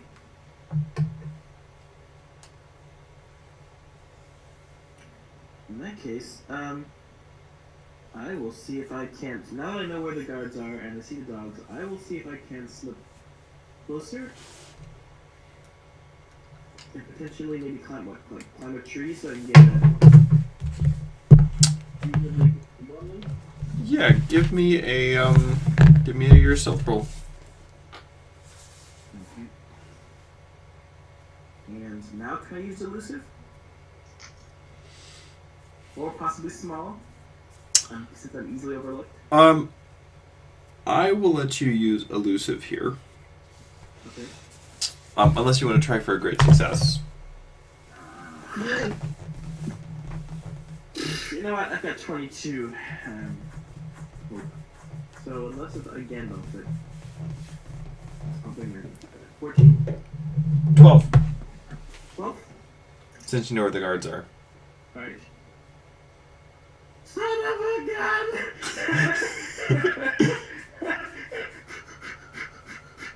Okay. No great success for me. All right. So, are you leaving Sonnehild and Estril behind? Unless they want to follow me.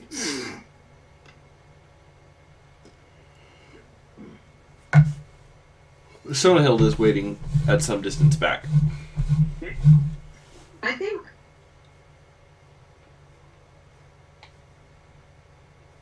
I think Esfield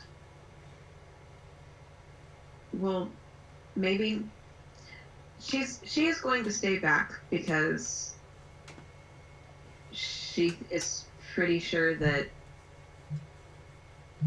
despite everything, Toad is probably sneakier than she is. Okay. So Toad. But she will be watching she will be watching so that if something happens, she can get back to him as quickly as possible. So Toad, you creep in past the sentries and their dogs, stealing ever nearer to the heart of the enemy camp. By now, you can see very closely in the light of the fires, most of which are quite low now, as the men who don't have sentry duty are sleeping, or many of them are. You see what you assume to be the men of Tyrant's Hill, based on everything that Athler and his men said. They are clad for the most part in black. Many of them wear mail. They're all heavily armed, and almost every single one of them is accompanied by a huge hound. Most of the hounds look like they're more than half wolf. And you steal in as close as you think you can get away with into the heart of the camp. And there's kind of a small lone beach growing in the hillock. And in a moment when there's sort of a rustling in the camp as the sentries are changed, you kind of scurry your way up the beach. And you listen. As more or less directly below you and probably off about 20 feet to the side, there is a campfire, which is stirred up a little more than the others. And around it you see 3 people sitting. One of them, by the glare of the firelight on her face, you see a thin, stretched face settled into a sort of a permanent scowl. Notably, this figure is missing her right arm. But she is hunched over the fire with a sword in her left hand, sort of poking and prodding the coals with the tip of the sword. Next to her, you see a younger man, very heavy set, with a black beard that is braided, and like the braids are sort of like have little silver ornaments, look like they might be of dwarven make.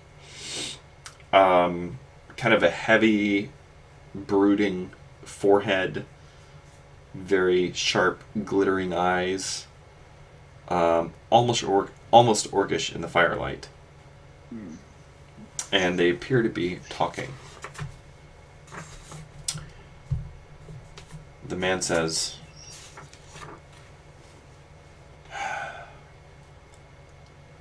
"There are some of the men are starting to wonder about this." "Starting to wonder about what exactly?" It's just that they've heard stories about the Gladden Fields, and these are the men of Tyrant's Hill. You fought the orcs of Fenbridge Castle. You have seen the darkest things the forest has to offer. Do not tell me you are somehow nervous about the Gladden Fields. It's only rumors. Still, we've gone a long way out of our way to chase this vagabond down. What's Mogred want with him anyway? That's Lord Mogred to you, Athanagild, and as far as what Lord Mogred wants, that is his own business.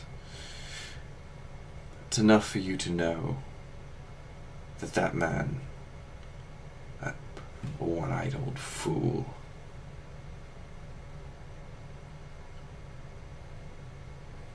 he's the closest anyone could come to destroying everything that he has worked for all these years.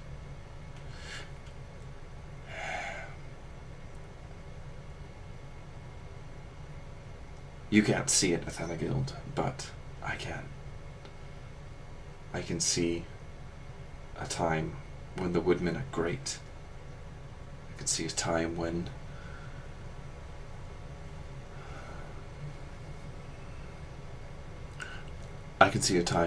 they rise to rule Rovanian. I can see a time when Lord Modred takes his rightful place among the great lords of the earth. For this I have sacrificed much. Fat chance Modred has ruling over Rovanian when he can barely keep. That hold your tongue, Athanagild, or I will hold it for you. She kind of draws the sword back out of the coals, and you can see that the tip is now glowing with heat.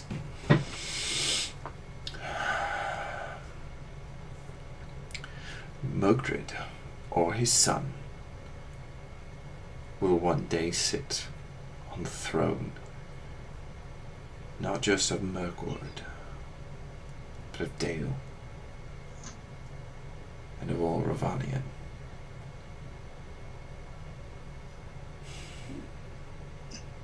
I have sworn my life to this, and I will not let Athalar stand in our way. His son, perhaps, but no son you'll give him. Dagmar whips the tip of the blade around, and you hear a kind of a tss as the air fills with the smell of charring flesh as she just holds it against the side of his leg. And you hear him go as he's trying not to cry out, and she says, well, perhaps I lost my child.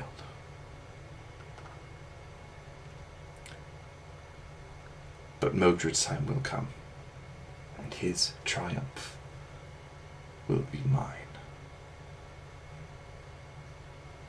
Now, if you hear any more rumblings among the men, you tell them that if I had wanted a bunch of nattering housewives, I could have found plenty of them in Woodman Town. We are the men of Tyrant's Hill, and we do fear neither orc, nor man, nor monster, nor wraith of the fens or the marshes. We will catch Athalar in the morning, and I will finish what I started with him.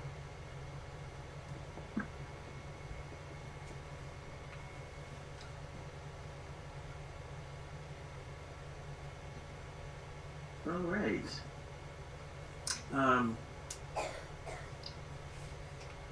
So, okay, I've overheard that. And looking around me, is my count of the people here correct? About 50? Yeah, it's 50-ish plus dogs. 50-ish plus dogs, okay. And Okay, dogs. Slightly less than 50. okay. On dogs. And they're all male male as an armor. Yeah, they're all pretty heavily armed. Okay. Alright. And they're definitely coming directly after them, following them, okay. And they're going to move on them in the morning. Okay, in that case, Toad is going to attempt to sneak back out. And you do something for that. Yep. Figured. 12? Mm-hmm. Okay, 12 is a high number. Oh, it's doable. Hey! I can do 12. Sadly, that's actually just as good as your other roll. Yes, it is. Toad, you sneak back out of the camp of the Men of Tyrant's Hill. Yeah, okay. And eventually you return to Estrild and Sonhild. Estrild, you don't even notice Toad approaching until he's basically right there with you. She doesn't scream, but the way that she jumps is like very obviously she has been surprised. And Toad is deeply gratified by this. she mostly didn't scream because she was hiding. He makes a sort of clucking chuckle sound. What did you find? Unarmed woman. 50 men. Maldred wants to be king of everything. Maldred is having problems making babies. Talk about that. Yes. There was some rudeness and some burning.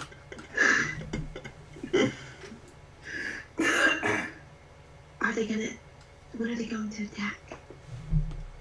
They're planning on moving on them in the morning. Do you know who the leader is? One-armed woman. Sonhild shakes her head a bit. Is she there now? Yeah. Sonhild is stayed with you. Okay, I was thinking that Estrel got as close as she could. Oh, I see. I gotcha. The centuries. Okay, well then I guess Sonhild's not there. But waiting together is fine. Okay. So, either way.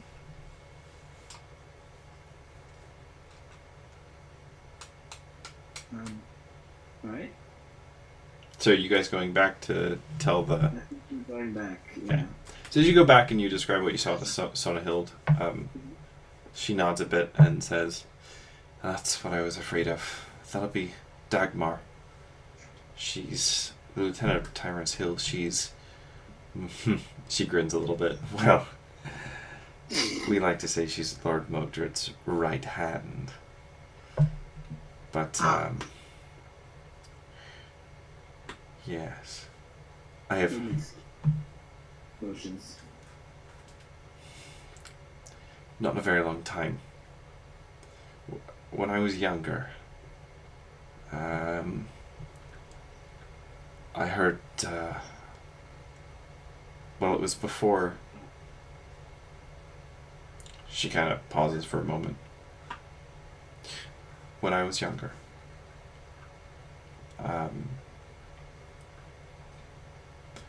there was a rumor that went around that she was carrying his child. But, she kind of pats her arm. She lost the baby. And, I don't think they've been, together in that way since. Huh.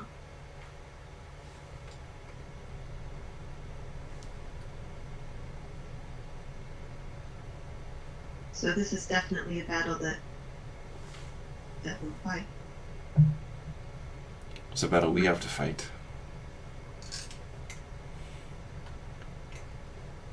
It's not your tomorrow when the fighting breaks out. Be a good chance for you to slip away. Toad, was anything said of the spirit of the camp? The men fighting, are they as intent to... They are worried. What about? So, was not listening.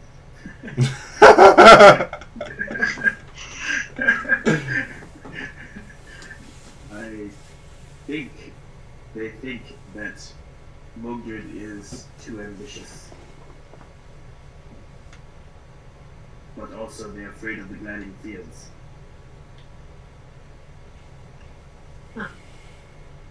What would Estrel know of the Gladden Fields? Give me a lore roll. Would old lore or Rhymes of Lore talk about the Gladden Fields? Give me a lore roll.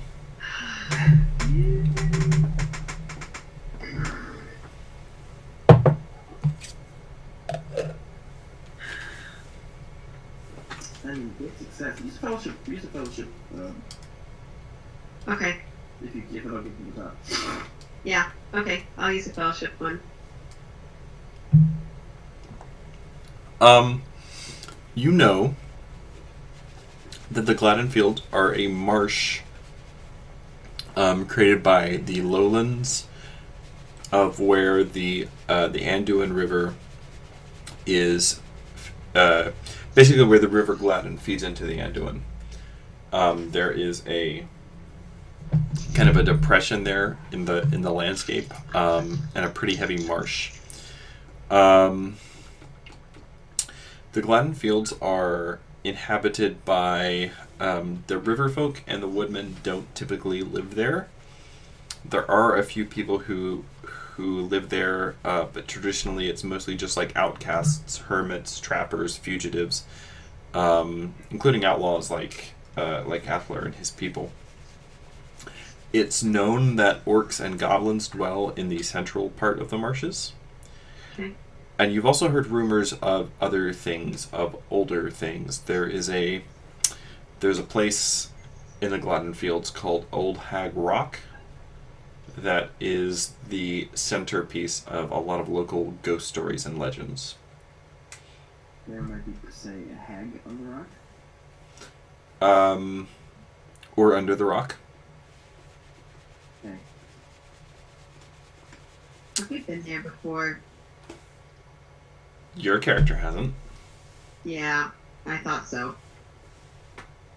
Long time ago.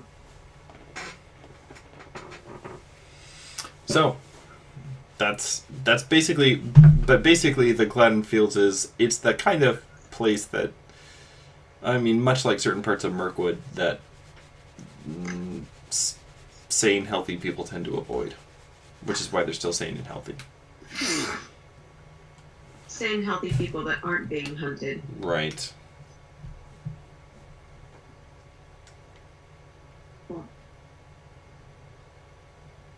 Well, I say we make our way with all haste back to the actual, to the camp. Yeah.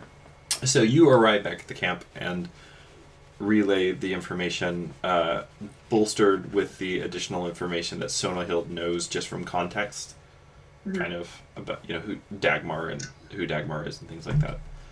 And Athler listens to all of it, and then he nods slowly. It was as I feared, and they're closer than I originally guessed. He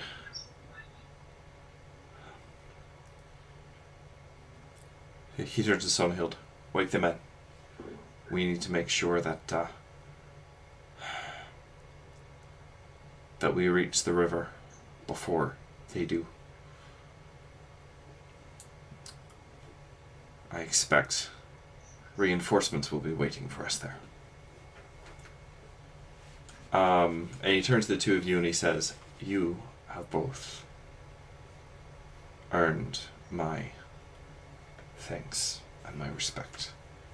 And when we reach the safety of our, well, call it a hideout in the Gladden Fields, you will not find me ungenerous.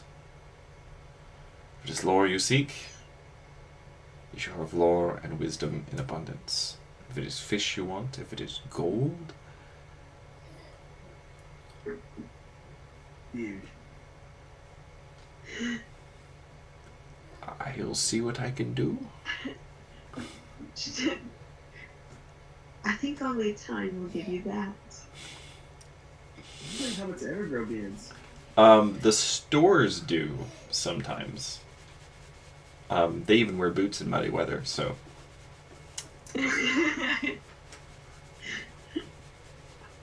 Estelle probably doesn't know that. Yeah, that's fair. She's pretty sure all he needs to do is grow up and not be a child, and then he will have a beard. Oh, right, yes. So, you both go, and as the rest of the camp begins to stir and awaken,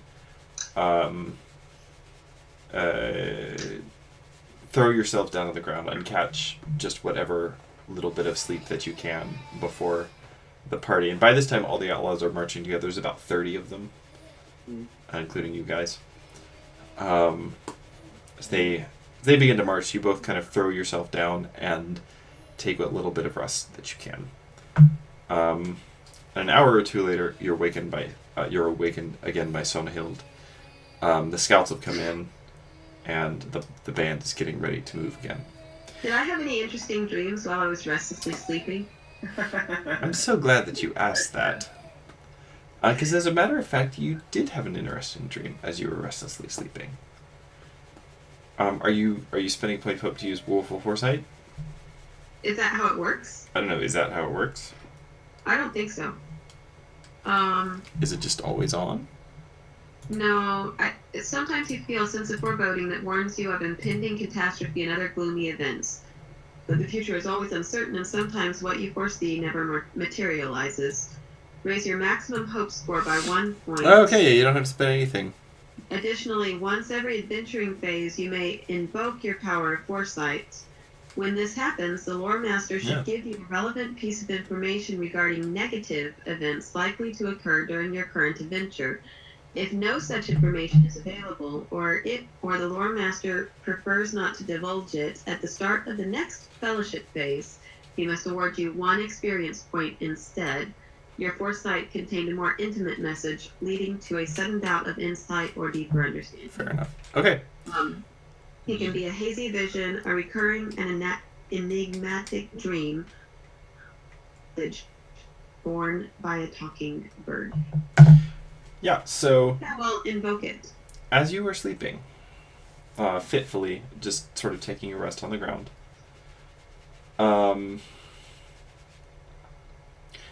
the distant roar of the Anduin, which till now has just been kind of a just kind of hazy white noise at the back of your auditory register. All of the sounds around you, the sounds of camp being taken up, and the sounds of crickets chirping, and the night birds calling overhead, all those sounds fade into the background as the river grows louder and louder and louder. And you seem to see yourself standing on the bank of the river. There's a fog rolling in. And the edges of the fog are just sort of slightly tinged with green. As the fog rolls in, it billows around you and parts and rolls up over the opposite bank, creeping slowly, slowly, slowly towards Mirkwood. As you stand there, looking at the river, an emerald sheen on the water breaks as a figure rises up slowly. It's a girl, probably 15, 16 years of age. I knew it. That was the other option. Pale white skin. Hair as red as flame. Beautiful, delicate features. And her eyes burning green. Like the eyes of the woman on the horn that Ethelred carries. And she looks at you. And she extends a hand in your direction. And she says, "Come.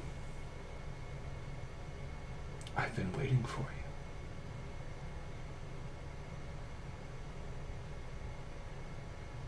Who are you? Who are you?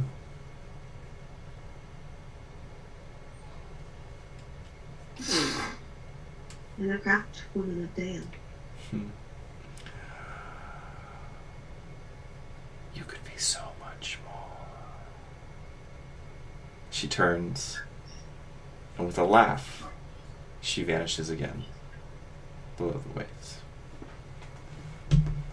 And that's where your dream ends.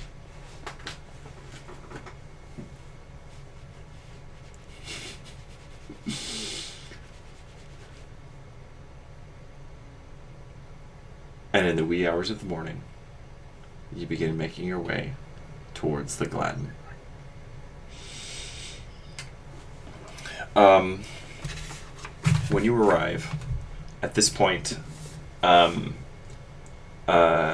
it seems your flight was noticed. If they had scouts, if you had scouts watching the enemy camp, they appear to have also had scouts watching your camp. And by the midday the next day, as you approach the river, basically there's the huge passage of the Anduin in front of you, and then you can see just barely beyond that the river Gladden as it winds its way down out of the mountains, kind of sparkling blackly in the midday sunlight, except that you can't see very much of it at all because a fog seems to be rolling in off the mountains and engulfing the Gladden fields ahead of you, somewhat obscuring the light of the sun overhead. As you look back over your shoulder, you can now hear the shouts and the horn cries and the barking of dogs as the men of Tyrant's Hill grow ever closer. And Athelred stands on the bank of the Anduin, and he raises his horn to his lips again, and he blows 3 long, cold blasts. And as he does so, you hear a series of answering horn cries out of the mist.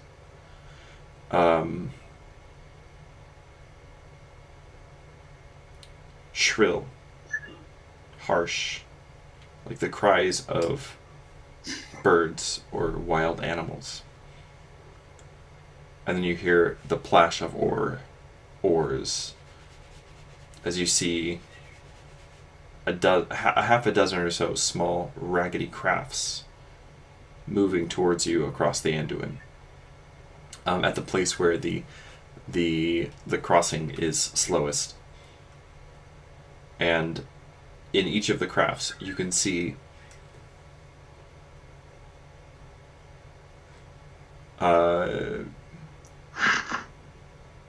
two of them are manned by what appear to be halflings, very similar in appearance to Toad. You don't know them. But if they are manned by these halflings, of which there are 4 total, 2 on each of the 2 crafts, the other occupants of the crafts are much less savory. You see goblins and wolves Dang it. swarming at the the bulwark of each boat, waiting to leap to shore. And Athalar nods a bit, tucks the horn back beneath his cloak, and he says, "This time, Dagmar's on my turf, and I have the advantage. We'll send those men of Tyrant's Hill packing. We'll send their heads back to Mogred on pikes. I want Dagmar brought to me alive. I want to see her face."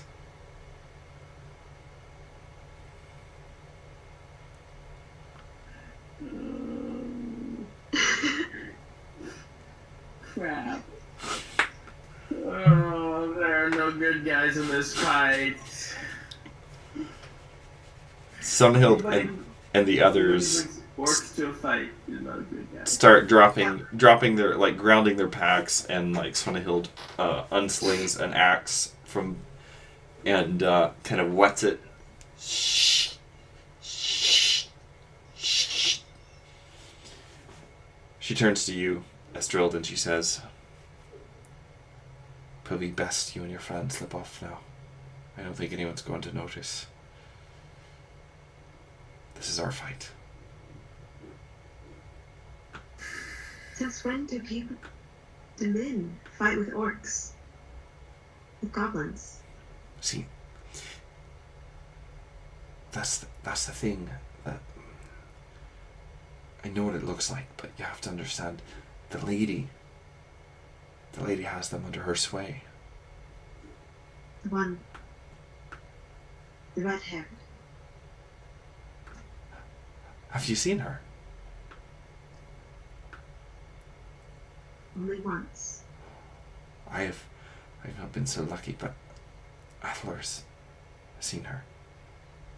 He's even gone down into the hill to speak with her.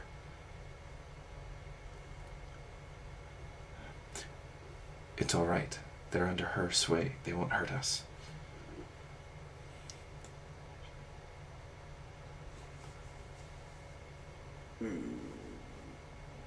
I'm less worried about that than the fact that they fight beside us.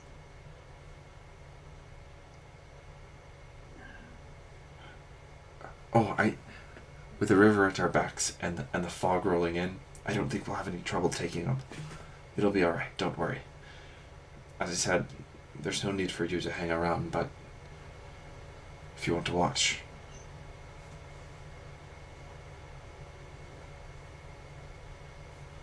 Thank you for the warning. We'll be all right now.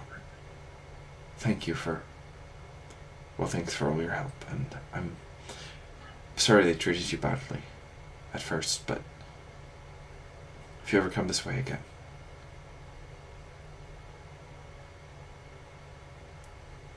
someday, when we take back what is ours, there'll always be a place for you. If I don't see you after the battle, be well. I'll be well when I see my foster father's head rotting on a pike. These are all terrible people. Well, she basically wants the same thing that basically all of our characters want. Right, but okay. And for a way more personal reason. How do you convince orcs to help you if that's all you want? I mean... Well, she's not the one that convinced the orcs. Right. It's the redheaded lady. Ugh. It's Elise, Yes. the baby we didn't rescue. Stolen by... See, we did rescue her. Oh, we did rescue her. We did rescue her from the hag. Actually, Gollum had given her. Yeah, Gollum had stolen her. And apparently we didn't get her back in time. So she's the new hag. Yes, she is.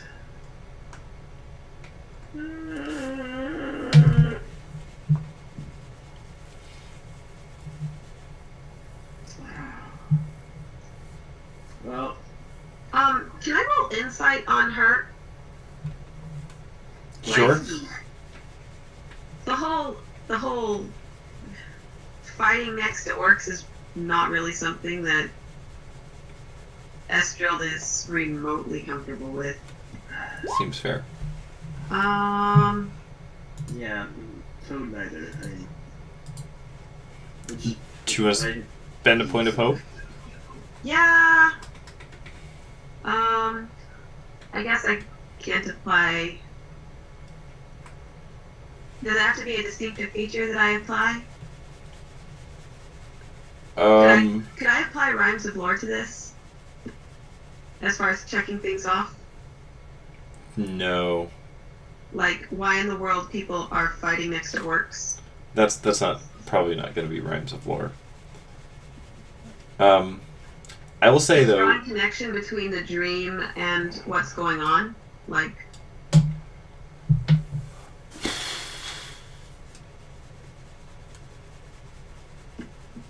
You have old lore, right? Right, old lore. That's what. Yeah, this is probably more of an old lore thing. If you want to check it off. With a great success. I mean, first of all, you've probably picked up. I mean, you've probably already picked up on this by now, but just based on things she said and based on her knowledge of things like pretty personal knowledge of Dagmar's history and things like that. Yeah. You guess Mogdred is her foster father. Right. Yeah. And that she probably grew up in Tyrant's Hill. Yeah, which is why she's got the same dog and. Right. So like I said, you probably picked up on all that. These people definitely seem.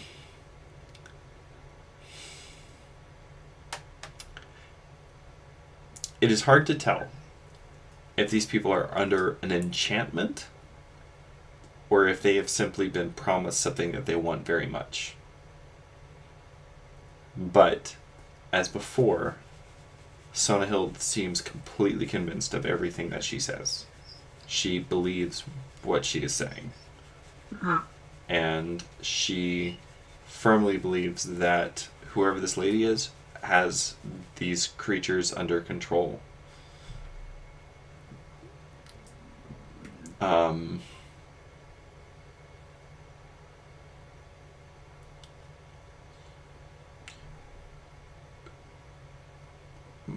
But she definitely seems less uncomfortable with the idea of working with orcs than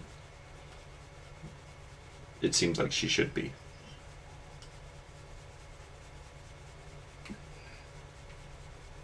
Do I know anything? I don't know. Like, how would I tell the difference between whether she's enchanted or, I mean, is she wearing a rune M or something like that? I mean, as far as you can tell, she seems in her right mind. Uh-huh.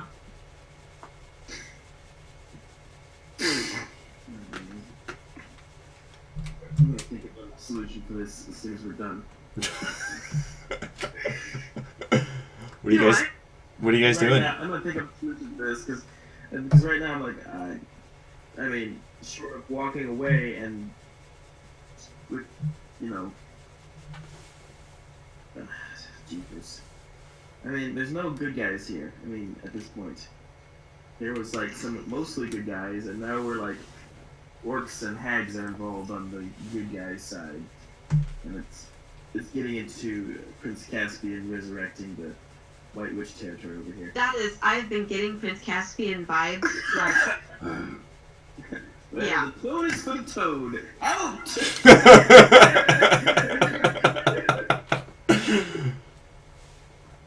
What are you guys doing? Sonahild is just getting ready. She's got kind of like a fire in her eyes now.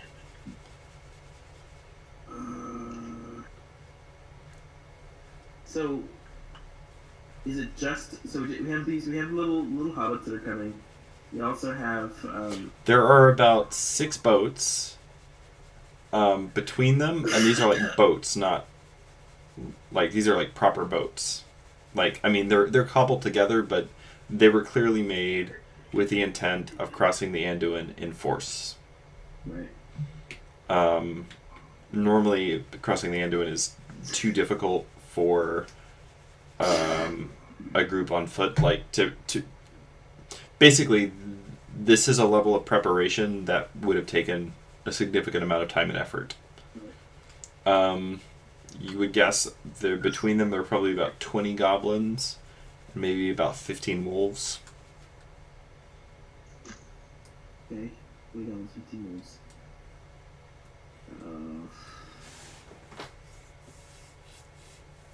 Is there any way at all? No, we're not going to convince them not to go with these people at this point.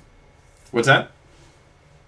Is there any way we can convince the goblins to not land? I'm assuming not.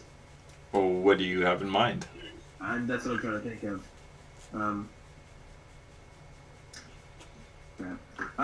Toad, I'm pretty good at persuading. I was gonna say, can we like rip up on a rock and like motion, like make signal for the goblins to like go back? That would be betraying the people that, like, and they have the silver horn. They do. And the battle's going to happen either way. It's just... Right, but see, I feel like I could actually support one side if the goblins were here. Given that what we've heard about the,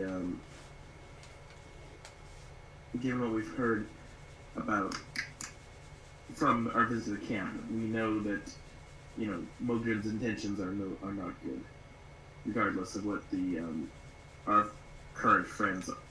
Well, they're good if you're a woodman. Well, a certain kind of woman, yes. Ah! What are you doing?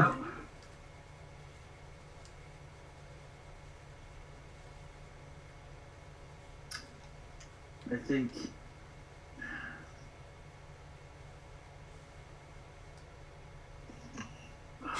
Dang it.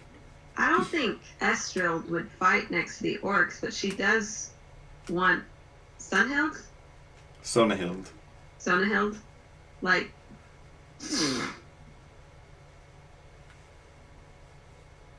She does want to keep Sonahild safe. But I don't know how you'd do that without actually being in the fight. Yeah. We can lock her out and take her with us.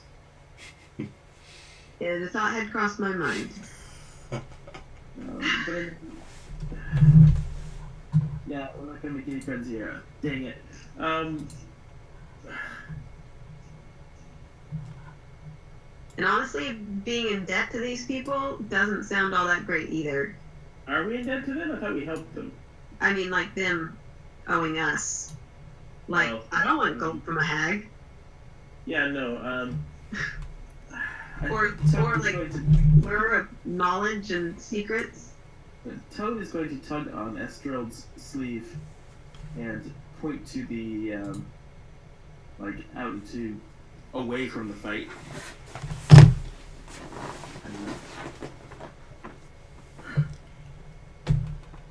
Not our fight.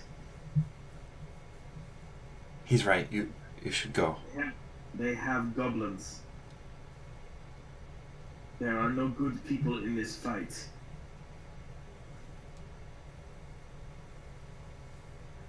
Estrild's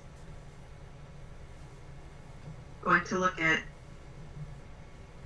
Sonahild. I think there are good people in the fight. But I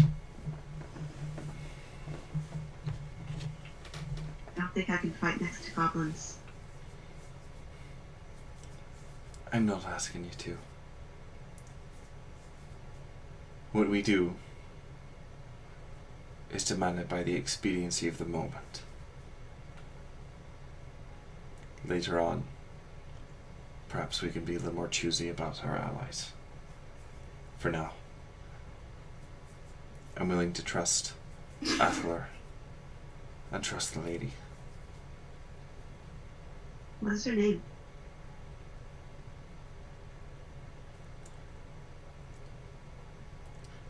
We just call her the Mirror Maiden.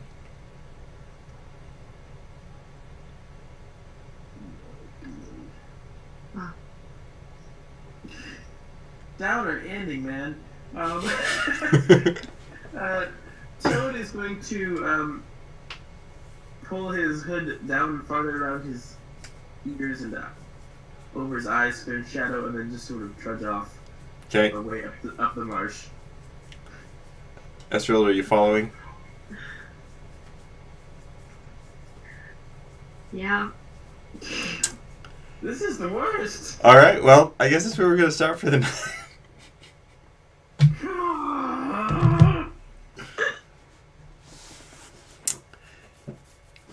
So when I was like, I should run a one-shot for Tolkien's birthday, so I just sat down and I made a list of all of the things that were going on right now, and then I was like, which one of these would make a fun adventure? Oh, this one. This one would make a fun adventure. So, I will So bad. I will roll up the outcome of the battle later. While we're sitting in a tree watching it. Are y'all gonna watch from a distance? I Yeah, feel like that's what they would actually do, almost in almost any timeline. Yeah. I kind of feel like you'd have to know. Yeah. So yeah, I hate not knowing, not not knowing what. I do want Sunhill to be okay. Get her revenge, but not like that. Maybe sometimes people have to find their own way.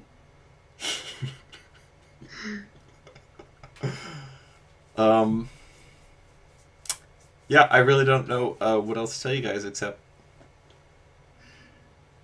You hurt me, man. what can I say, Estrild? It's Mirkwood. Yeah, it's not like what they said.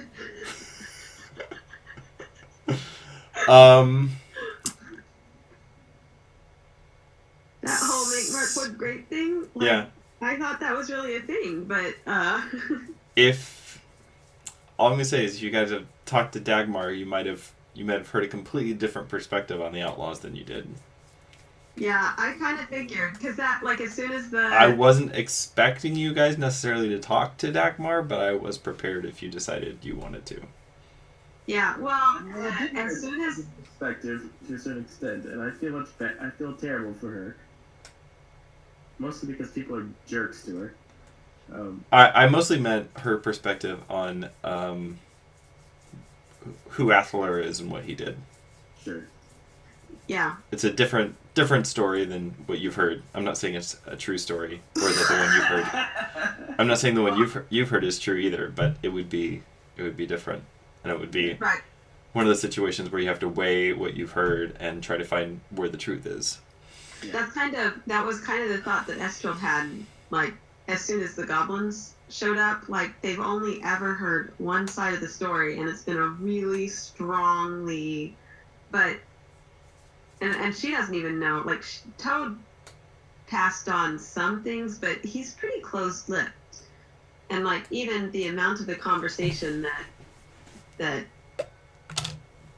he passed on was just all of the bare facts. Yeah. And the balancing I don't think he really heard any. Didn't really get a whole lot of information, Yeah. I mean, he got a lot of information. you got what as you went far for, as- but right, but not a lot of nothing other more. stuff. Yeah. Yeah, and not the sort of information that would give any sort of warning to, oh yeah, they're working with goblins. I'm very excited about the potential at some point in the new year, we're going to be starting with new PCs who are woodmen, and having them be like. It's a pretty common thing in this campaign for PCs to be like errand runners and things like that for important people. You know, because it gives it's a good tie into the campaign, and it makes it easier to explain travel and things like that. So Right. I'm really looking forward to Dagmar and Mogdred being patrons for player characters, possibly even for new players who don't have any of the history you guys have. So their perspective is going to be completely skewed. What? Who are you doing this with? I don't know. We'll see. Anyway, thank you guys for joining me tonight for this cheery. I'll roll up the results of the battle and send it to y'all, Okay. That was how, yeah, so you know how it ends. it was doomed to destruction. I think Astrid has a small friend. Yes, but warmer friend. Foot warmer friend. Every hobbit needs a tall person to mooch off of. That's right. Or even some medium-sized people like dwarves. Yeah, it's true. It's true. All right, y'all. Good times. Good night, guys. Richard, take it easy. Good night. Good night.